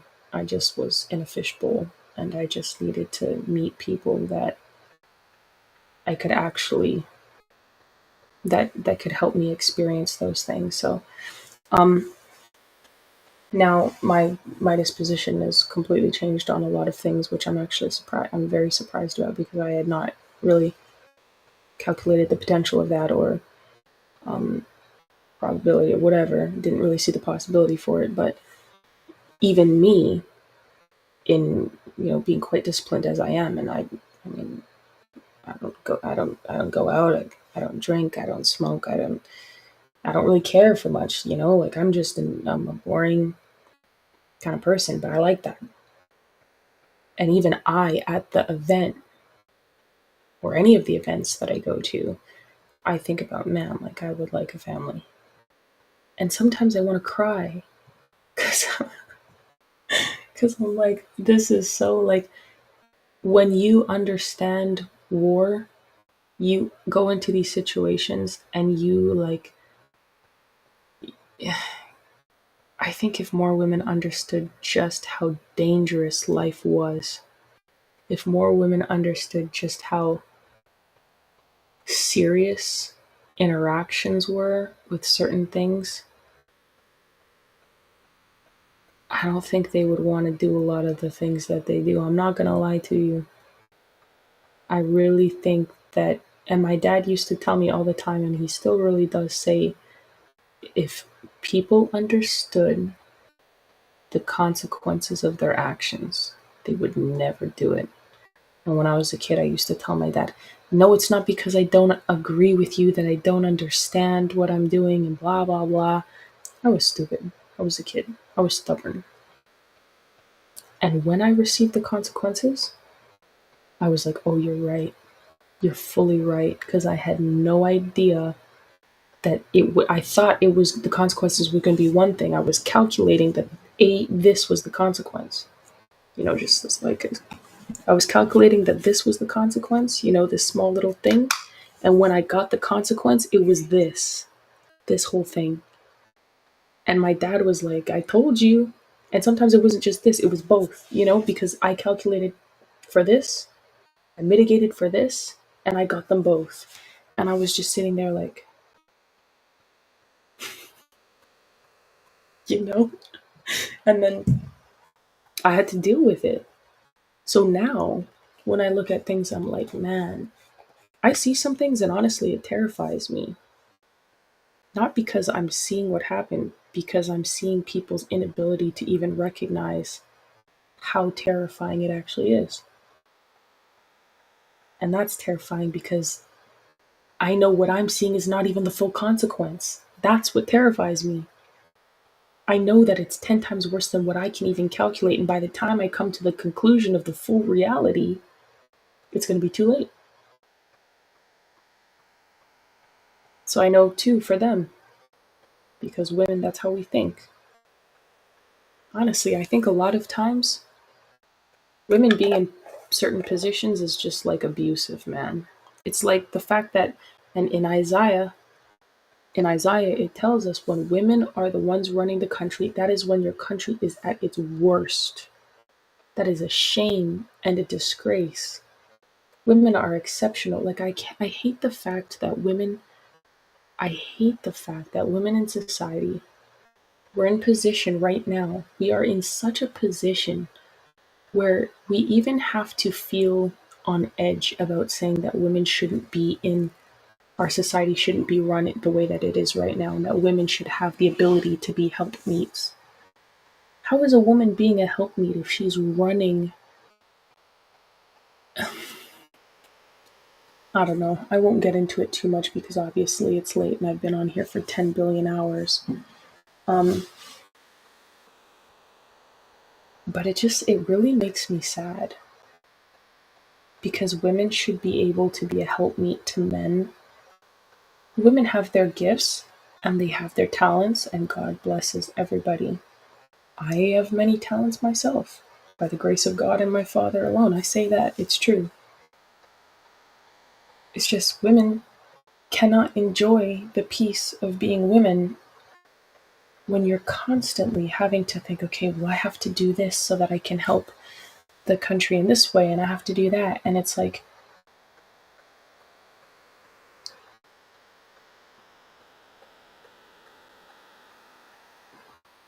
why did it just do that?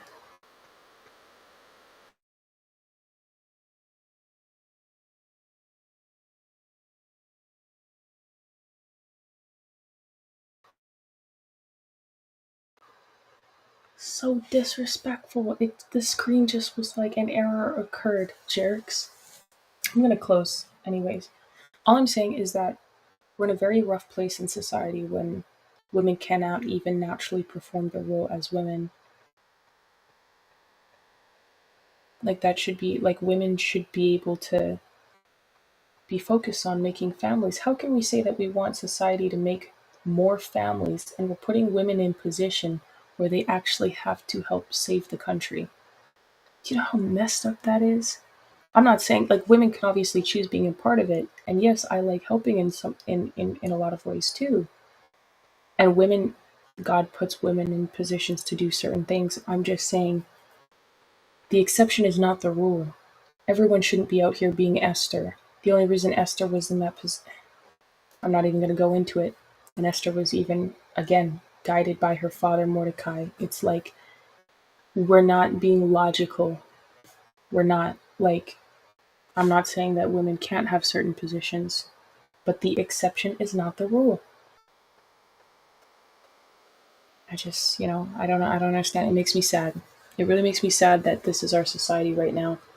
And I hope that in some capacity, I don't know what the solution is. I've given my opinion. A man can take the opinion and refine it and whatever else, I guess, whatever. Because there's things that a man will see that I will not, and they could add their insight to it or foresight, whatever. All I'm saying is we need to incentivize families in some capacity so that we can raise our birth rates. We can bring more unity and peace and prosperity to the country. We can raise strong individuals who are not of a compromising mind, but are firm in their convictions and their morals. And that's it. And let women be women. Let them enjoy being mothers and wives. Find a way to make that happen while also giving them the opportunity to produce income for their family, with their family, however that family decides is best for that family. You know?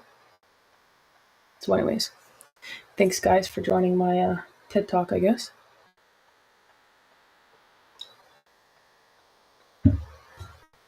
I appreciate you guys. And please, by the way, before I go, I want to say this. I want to see if I can pull this up here.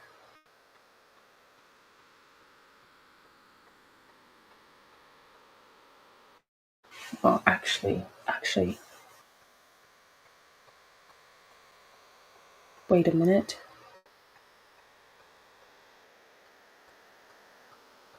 Wait a minute.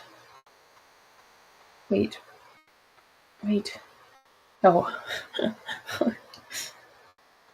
Wait, what? Okay, actually, by the way, guys, please, if you want to support me and any of the work that I'm doing, you said this was really edifying. Thank you, Julian. That's so kind. You're very kind, sir. I want to say also, if you guys want to support the work that I'm doing, please, if you're on any other platform, please follow me on Real Talk with Kaysha on Rumble. It's better in Rumble. You can also subscribe to me on X. That will help me too. Or you can subscribe to my diary on the Substack called The Chronicles of My Heart. I give more personalized things there. And yeah, I will be doing more writing at some point. But yeah, please support me on those. That really helps us. Go follow us on Locals. Subscribe to us on Locals or Vocal. You can support our work there. Everything that we do is on our own dime. And I say we because on my other podcast, The Cares Project, for those of you who don't know, which is also on X, Rumble, and all the other streaming places, I host that with my father, and all the work that we do is on our own dime. So, all the donations or whatever helps us a little, goes a long way. I want to also point out My Pillow. So, My Pillow is excited to announce that they're having the first ever mega sale on overstock clearance and brand new products. For example, saving over 50% on this season's flannel sheets. Queen size only $59.98. Kings are only $69.98, and they sell out fast every year, so you're going to want to order now. Save 30% on their brand new My Crosses, and they're designed in the likeness of the one Mike has worn every day for over 20 years. They come in men and women's, and they're also made right in the USA, which is pretty cool.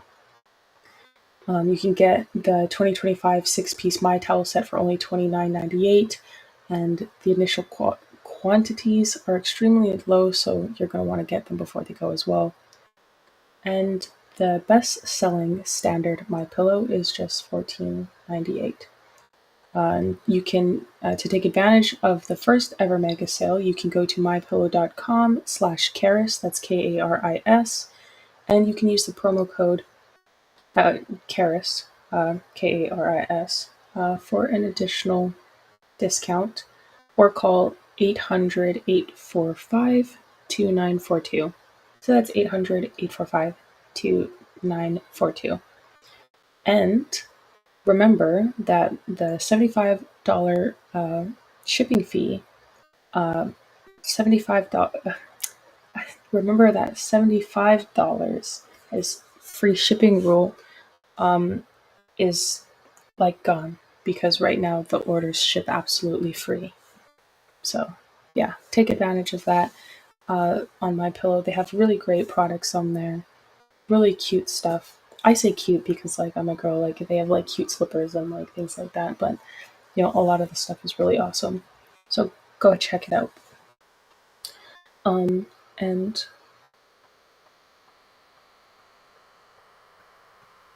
okay,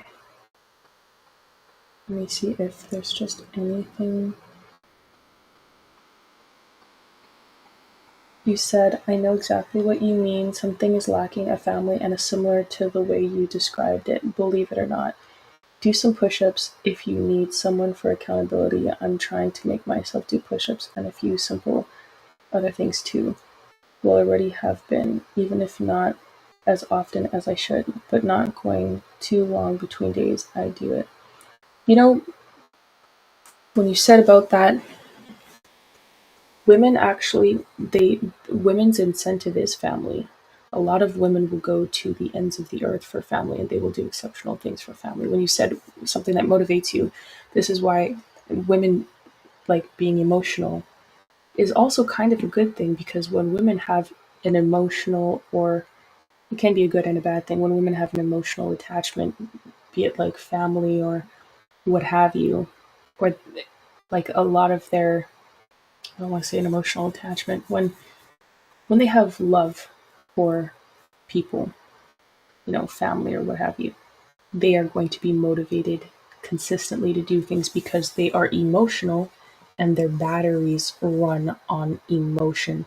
So if a woman's batteries are gone and she doesn't see the incentive to do something, she will not do it. Whether it's loyalty, whether it's whatever else, she is fueled by the emotion that's attached to her love for someone. Which is why if a woman doesn't like something, you can't, a lot of times you can't make her do it unless you punish her. Another side note. So yeah, it's and also because they don't compartmentalize the same way, and they don't create circumstances. So when a woman doesn't like something, they don't see the value in performing that task, it's going to be very hard to do that. But if they have a family or something that they actually love or appreciate, they're going to constantly be performing tasks that that they would never have otherwise done, because they're now I have something that I need to perform tasks for. There's a lot of things that I would have never done, that you would have never caught me dead trying to do over the last couple of years, like over throughout the course of my life. I just did not care at all. But the last 5 years, what I'm doing now, is because of my father and my little sister. I would have never been in this otherwise, probably. Also because my father explained circumstances and I understood, and then I was like, okay, I have to do this. You see? Women are exceptionally capable and become even more exceptionally capable. Like they push the maximum levels of their capability when they work in cohort with a family.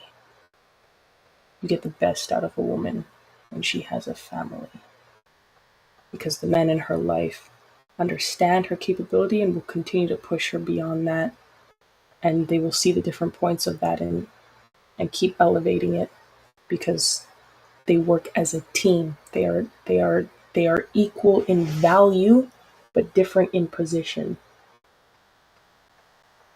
And they understand that both values are necessary to complete that task. My dad would never be able to do what he's doing if I wasn't here doing what I'm doing. And I would never be able to do what I'm doing if my dad wasn't there doing what he's doing. One day it would be the same with me when I have a husband, except it would be more, because when women are married and have kids, their level of capability reaches far more than even what they would do with a father, because they are more charged emotionally and intimately towards somebody, and that pushes their desire to do way more, and they come up with more ideas creatively because of that battery being sparked like through the roof. It's a whole different thing. You guys get the point. Anyways, thanks guys for tuning in tonight. I'm going to bed. It's like 12:31. I've been here forever. I've been here forever and I really should sleep. I like the hours was crazy, like having to drive to the event.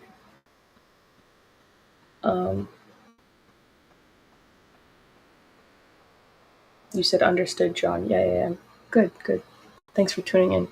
Yeah, the hours were crazy and I couldn't sleep as much because I had to drive there and drive back, and every day at the event I had to drive to the event and drive back every time. It was worth it though. It was a nice drive on the way back, even though I was like tired. So anyways, I hope you guys all have a wonderful week. Yeah, happy Monday, I guess, because technically where I am right now it's Monday. I had a great time at the event, meeting people. People were very kind, they were nice, and it was different. It's my first time in Washington, first time over in these parts. Surely won't be my last. And yeah, let's get this country, let's make America great again. Let's make families great again. Let's make women and men great again. Let's bring unity and peace and prosperity through family, through God, and firmness in our convictions and our principles, and leave compromise in the dust. So, yeah, I'll catch you guys in the next one.